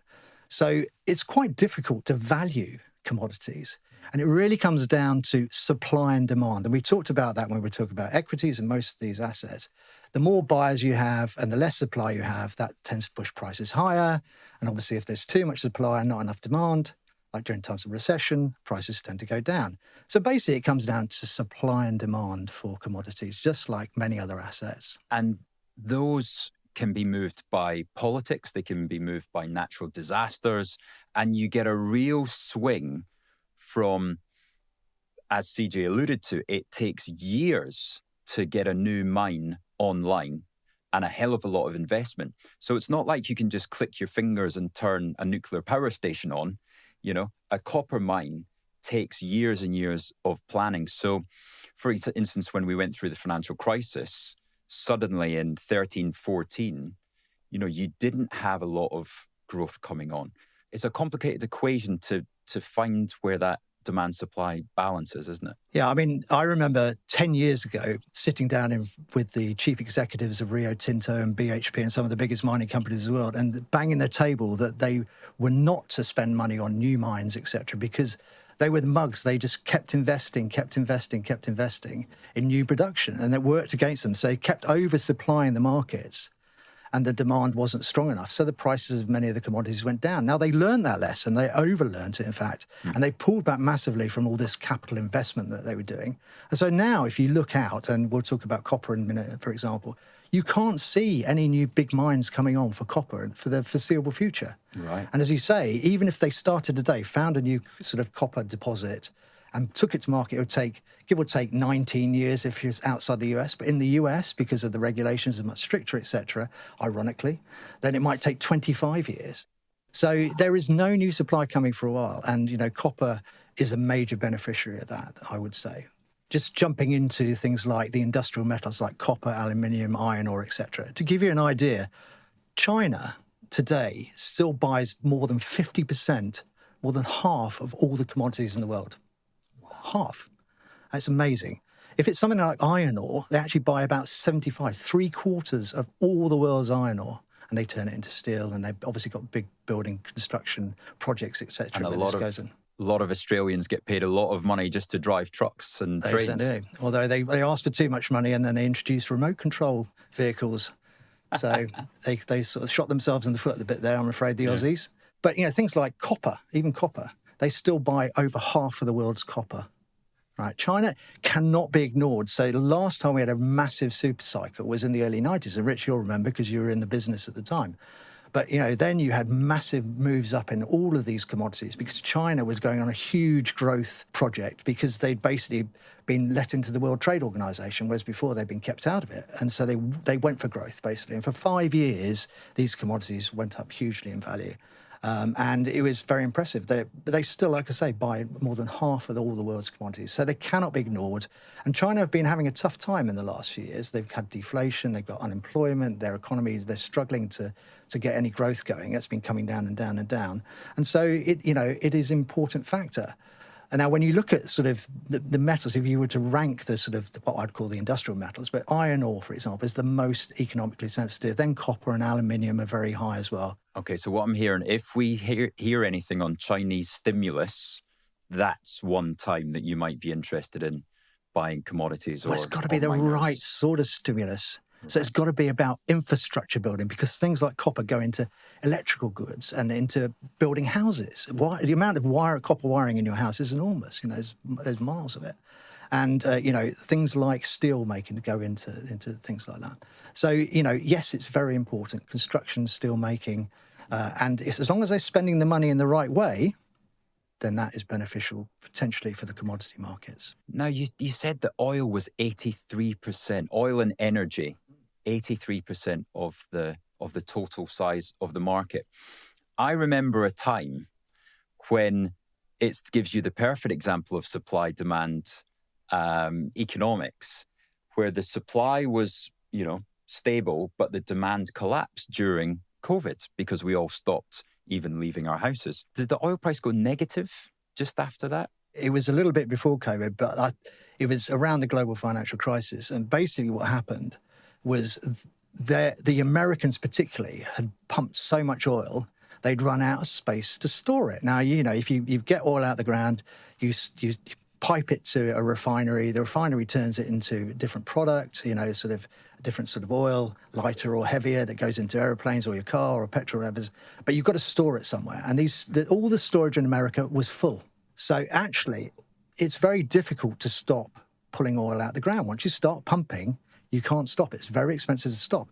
So the poor Americans, let's feel sorry for them for a moment. The 10-gallon hats down in Texas. That's a yellow card for that one. Almost a red card. The poor Americans with That's a fair comment. That's a fair comment. all-time highs. most of the Texans, etc., were drilling baby drill, which is obviously Trump's got them doing again. They were just producing all this oil and they had nowhere to store it. So they were literally paying people to take it away. And we hit a moment where West Texas Intermediate, which is the main American type of oil, in Europe we have Brent, that came out of the North Sea, the Brent field in the North Sea. Right. So Brent oil tends to be quite heavy and is UK and European based. And the Americans use a light oil, which is it's a West Texas Intermediate. Well, West Texas Intermediate went to a negative price. I remember vividly, I was actually in Houston at the time, and I rang my mate at IG, Chris de la Vega, top man, and I said, Chris, I want to short these. Oh, really? What happens if it goes negative? Will IG make me a price that is negative, that allows me to make money when it goes negative? And he was right on the button. He came back and said, absolutely. And sure enough, I shorted it. And I was very lucky, because you've got to get lucky on some of these things. Yeah. And the timing, I happened to be in Houston. I saw how much pain they were going through. It went negative to about the tune of about $2 or something like that. Wow. So I was able to buy back my position that I was short and make a lot of money. I was very happy with that one. It is time to move on to gold, because we have had a suggestion of what the penalty will be for a red card. And that is, CJ, tell us what will happen to Mark. If Mark gets a red card, then I'm going to cut his hair off. Are we talking a little or a lot? No, it's all coming off. It's all coming off. A number one all over. Well, you look quite similar at that stage. And if CJ gets the red card, what is going to happen? I'm going to make him wear a wig, a Bee Gees wig. He's going to have to look like, for the whole episode. like he's staying alive for the whole time, yeah. For the episode. For the episode. I can live with that. I think there will be a few people that have worked with you in the past that would very much enjoy that. Right, so let's go to precious metals. So commodities, a big chunk of that, if you remember me saying about 7 or 8% of the total commodities market is precious metals. That's gold, silver, platinum, sometimes palladium. But basically the big chunk of that is gold, and that makes up about 3/4 of the precious metal market. And we all know gold, most of us wear it. Anyway, let's go back to basics. Again, gold is very difficult to value. But if you look at the end market for gold, about 45% of the end demand comes from jewelry, and about 25% comes from investors like us. If we were going to invest in gold, you can buy gold bars, you can buy sovereigns, you can buy Krugerrands, you can buy ETFs, etc. But so about 25%, a quarter of the market, the demand for gold comes from that investment side. Then you have these people called central banks, which you've talked about, the Federal Reserve, the Bank of England, etc. They have reserves. They have to diversify their assets, a bit like we're going to do in our portfolio. And they buy gold as well. Traditionally, that's what they've always done, and we'll come on later and talk about Bitcoin. Will that begin to replace some of those holdings? But at the moment, about 17% of all the world's gold is held by central banks in their reserves. So there's not a lot of it to go around, and then other stuff goes into technology and drugs, where gold goes into drugs and tablets and things like that. It's got a pretty diverse usage. Take us through what Gordon Brown decided to do with our gold reserves. What a star he was. So yes, back in the when he was Chancellor of the Exchequer, he publicly told the world that we were going to sell down our gold reserves. And so, of course, the market makers and the market sort of got ahead of him, pushed the price down and down and down. And the minute he put his hands up and said, we're all done, we don't have any gold reserves left anymore, the price went shooting back up again. And it's never been there since $220 an ounce. And what is it today? 3,300, yeah. So that was the low, pretty much. What a star, eh? There we go. Let's move on quickly. But central banks have been back in the market buying in the last couple of years, haven't they? They have. People the growth economies like India, like China, have been in buying gold for their reserves. And China started with no gold reserves, and India have been doing the same. India love gold, by the way. So actually the end demand, because jewelry demand is so big in India, that the Indians are the biggest buyers of gold as a country. They buy about 30% of all the gold out there. And China buy about 25% of it. I don't know if you know, but if you go around Beijing and Shanghai, they have vending machines with little gold bars and gold coins in it that you can put your cash in and you can get gold out in vending machines. As you can in Harrods here, so I've heard from a friend. Well, they wouldn't be in the East End because they would have been robbed by now, as they say in the book. In fact, there have been some gold heists in London over the years, haven't there? Brinsmack, yeah, absolutely. Brinsmack, Brinsmack, yeah, it's been very good. So yeah, together, India and China account for over half of all the gold demand out there. And the rest of the world is only 45%. Gold can't be valued because, like all the other commodities, it doesn't pay a dividend, doesn't pay any interest. And to store gold, because it's valuable, you have to insure it and you have to sort of put it somewhere. And that charge, it can sometimes sort of be quite costly, particularly if interest rates are high. So if interest rates are high, you've got to worry that actually you're going to have to pay a lot to store in Hatton Garden or wherever you might want to hold your gold. So physical gold can be very expensive to shore, and interest rates can hurt. So we have to be aware of that sort of thing. The supply side, a bit like copper and some of these other commodities, the mining companies have been very reluctant to invest in new production, so the supply side is quite constrained.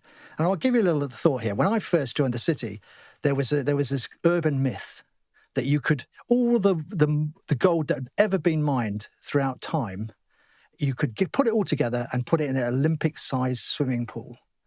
Now, and it's a myth. It's a myth. It's not far off though. Okay. So I have checked this out, and apparently you could fit it in 3.5 Olympic-sized swimming pools. Or, to give you some perspective, the dome of St Paul's Cathedral would only be about half full if you put all the gold that's ever been mined in the world in there. So if you've got some on your finger or in your grandma's sort of jewelry box, don't get rid of it without thinking about it. It's worth a lot. I'd like to take a moment to make you aware of an awesome offer IG is currently running. Until the 15th of August, IG is giving away a free UK share bundle to all new customers worth up to £100 when you invest just £20. Sign up for a general investment account, a stocks and shares ISA, or a SIP and make your £20 investment to get started. Your capital is at risk. The value of your shares, ETFs, and ETCs can fall as well as rise, which could mean getting back less than you put in. New customers only. Offer is valid until the 15th of August for ISA, GIA, and SIP accounts. Other fees may apply, and T&Cs apply.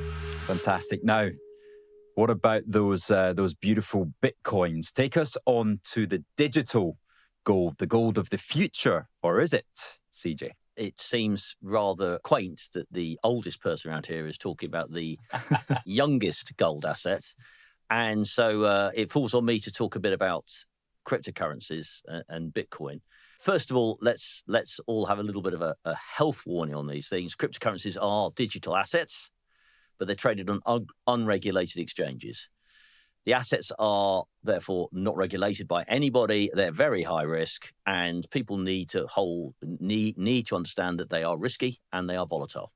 Bitcoin itself was the first cryptocurrency, or digital token, as I think it's more accurately known. It was created by a chap called Satoshi Nakamoto in 2009. No one knows who he or she really is, although some suspect it might be spicy. If only. Do you think I'd be sitting here if it was me? Yes. By choice. Because you want to give so much back, Spice. That's what Obviously. it is. Widely believed that the creator or one of the creators is English, because in the original paper, then words like colour were spelled the proper way. As always, the conspiracy theorists will find something to back up their view on what's going on. I hadn't heard that one before. That's one to go into my scrapbook. Perhaps Scottish. They are created by Bitcoin miners who police the Bitcoin blockchain. Chris, you just introduced a new term there, the blockchain. Take us through exactly what the blockchain is in relation to Bitcoin. A blockchain can be thought of as a ledger, a digital ledger. And how can I bring that to life a bit better? A ledger is where records are kept. So think 100 years ago. You're going to your bank 100 years ago. There's someone who looks a bit like me, sitting behind a high desk. Probably your brother, was it? Or with a quill in my hand, marking money as it's coming in and marking money as it's going out.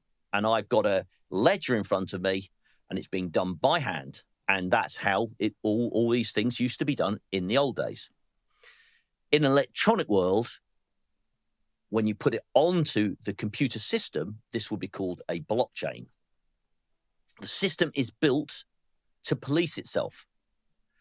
So it is, and it is decentralized. So there's a computer coding that's working in the background, making sure that things are only being marked onto the ledger when they have been agreed by all the participants, and they are the Bitcoin miners. The first person to agree that block, and everybody else then agrees it, wins a little prize of some Bitcoin. So the Bitcoin miners make sure the system works. The system is completely protected in terms of coding, so nobody can muck around with it. Mm-hmm. And that is your first example of a blockchain. And there is a limit to the amount of Bitcoin that ever can be created, because it's going to get more and more expensive. Over time, it gets more and more expensive through a process called halving. We don't need to go into technicals of that in a moment, but it gets more and more expensive. There can only ever be 21 million of them, and there are 19.7 million at the moment. As with all cryptocurrencies, Bitcoin included, they're very easy to trade on these exchanges, but it's very difficult to get money from your bank to a platform, because given the reputation that cryptocurrencies have got, it's a very highly regulated process. And so when we think about how are we going to reflect positions in this world, if we want to have any within our portfolio, we're going to be thinking in terms of an ETF or buying off a platform such as IG. Why is this even relevant? I mean, there's this digital token that exists in the ether, let's say, somewhere. Why is that even relevant? Mm-hmm. Right? What we need to understand is that one of the goals of wealth creation is to protect the power of the pound in your pocket, or the dollar in your pocket, or whichever currency you are investing in. Unfortunately, the history of the global financial system is that when the going gets tough, politicians and central bankers tend to print money, and their currencies tend to fall. And just some examples of this, just to really make this clear. Did you know 50 years ago, the pound traded against the dollar at 2.4? Wow. 50 years ago. And here now we are with the pound against the dollar at 1.3, and the Liz Truss debacle got us down almost to 1. Yeah. The pound buys far less of anything than it ever used to. So although we may look at our numbers and say, oh, I've got this much money, I've got that much money, in terms of buying power worldwide, it's poor. The dollar, if you had $1, it bought 20 times as much gold 50 years ago as it does today. $1 buys 20 times less gold. So it does tick a lot of boxes. One of the first things you said is that supply and demand is very important in this whole complex that we're looking at today. Now, you've told me there's limited supply of Bitcoin. There's only ever going to be 21 million. There's limited supply of gold getting dug out of the ground.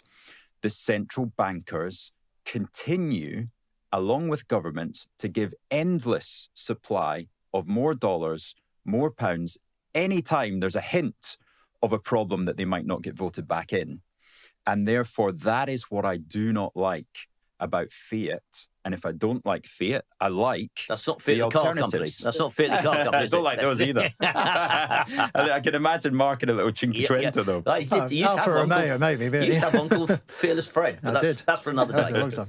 I mean, I think it's really important, and Bitcoin is going to be really interesting to see how it evolves, because gold for hundreds of years has been something of an inflation hedge. As Chris says, gold has held its value against all these other currencies. So the inflation hedge means when inflation goes up, the price of gold goes up enough to compensate for you that. And, even in the last in recent times, we saw when Russia invaded Ukraine and there was a huge amount of inflation, obviously interest rates had to go up.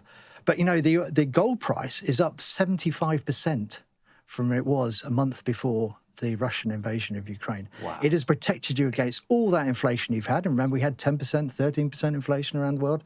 It's also great at protecting you during crises. So, it's notorious during wars, people take gold and they travel, and God forbid we never have to see that sort of thing again. But during the great financial crisis, gold rose 25% that year. When COVID happened, it rose 28% in the next 6 months. So gold has this habit of doing well when there's crisis and when there's inflation. And I think it's going to be really interesting to see how Bitcoin does during this time. Now, my instinct is it is the new digital gold. Now, this takes us perfectly on to when we're going to set up this portfolio. There's going to be the big launch next week. What kind of instruments are we going to consider whether they should be in there or not? So we thought it worthwhile to put up a graphic today of 25 to 30 of the kind of ETFs and instruments we will be considering. Now, we're using all the asset classes. That's why it was so important over week 2, 3, and 4 that we did these deep dives into equities, bonds, commodities, gold, and Bitcoin. They are just, designed to reduce the volatility because, Chris, we're not going for racing against a benchmark, are we? We are looking at an absolute return. Just take everybody through what that means. The plan is that we're going to construct a portfolio which will return 10% over the next 12 months. We'll be altering those allocations each week as we see fit, but that's the plan, to try to get to 10% or more, whether the markets go up or down. So we're going to have to really set ourselves a strict task. It's fine when equity markets are moving up and everything's fine.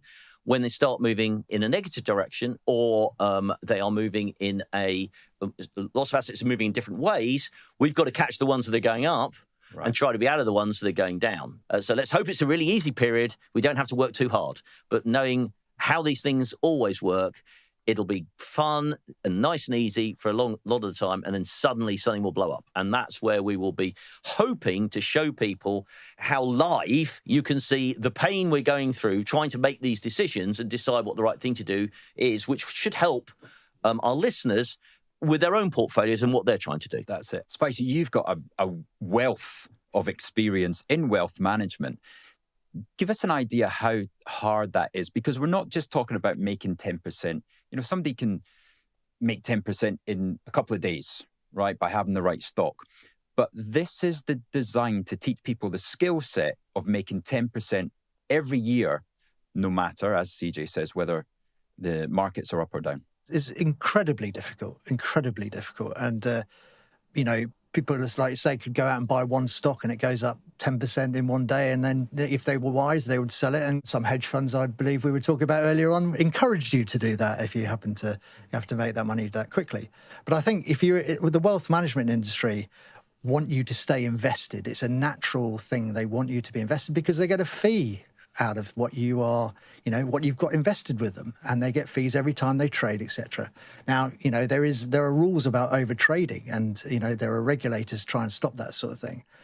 But we won't be over trading unless we feel we need to have to. But we are very conscious about, as we've explored in our earlier episodes, the long-term returns you can get out of the different asset classes, and we know that equities are right up there, and they're the best inflation hedge, and they generate about 10% a year.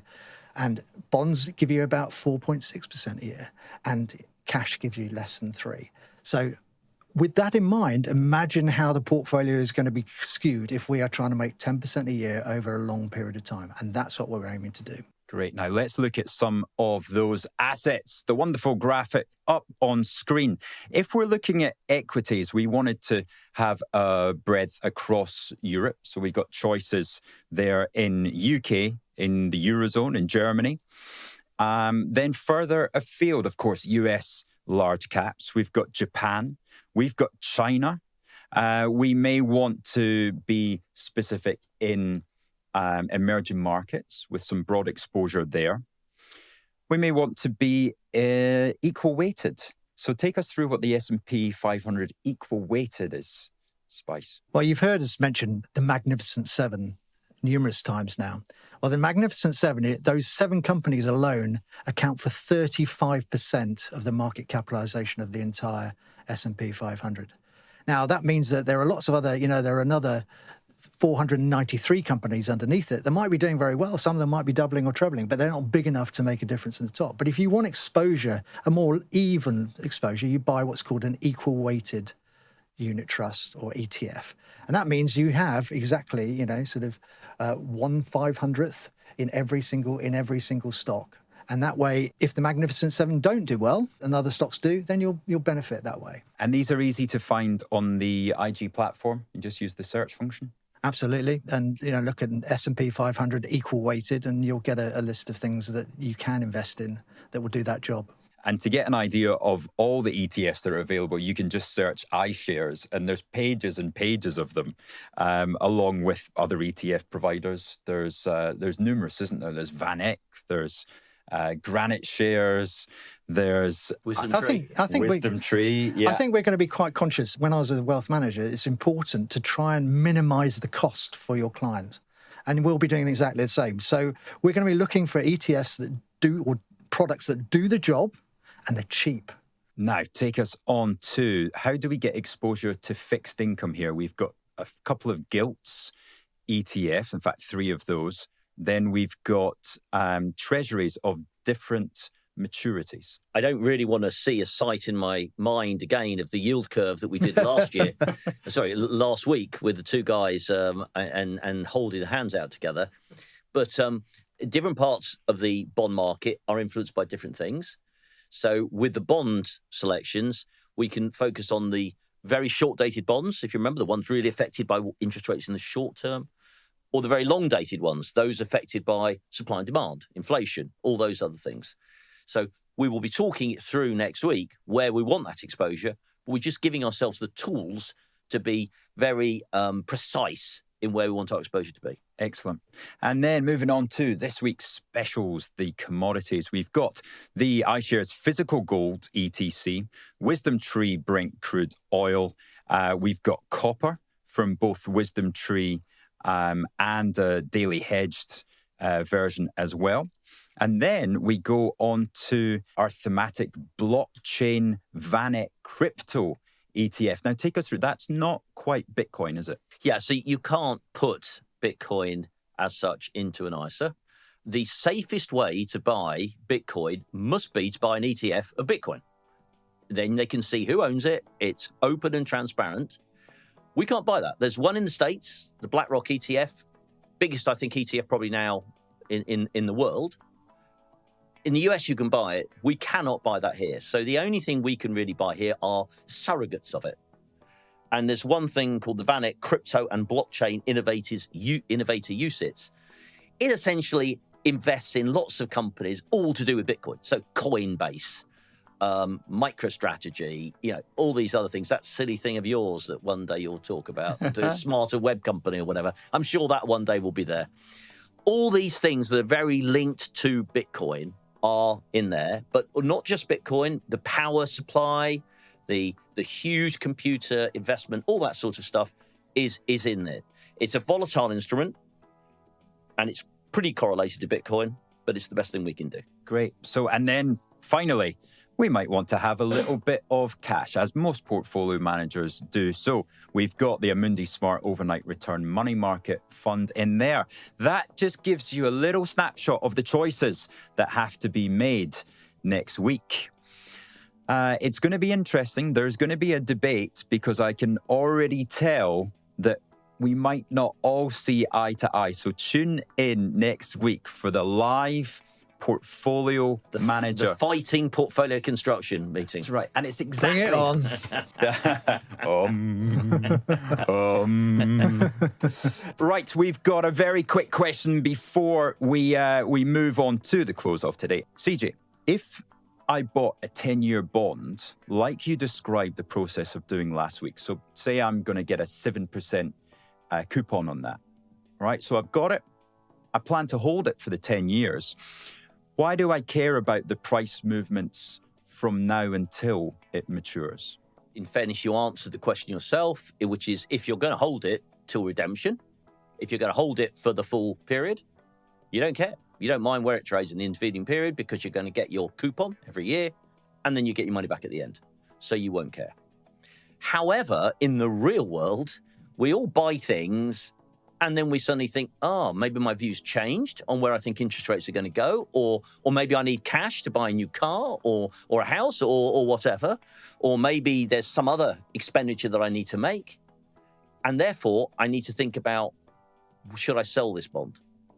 And that bond will then have moved according to how interest rate expectations have changed. And remember what we said before, if yields have gone up, guys, where a bond price has gone, Down. So they've gone down, so you'll get a lower price then. And that's why it might be useful to you. If you're going to hold it to redemption, don't worry about it.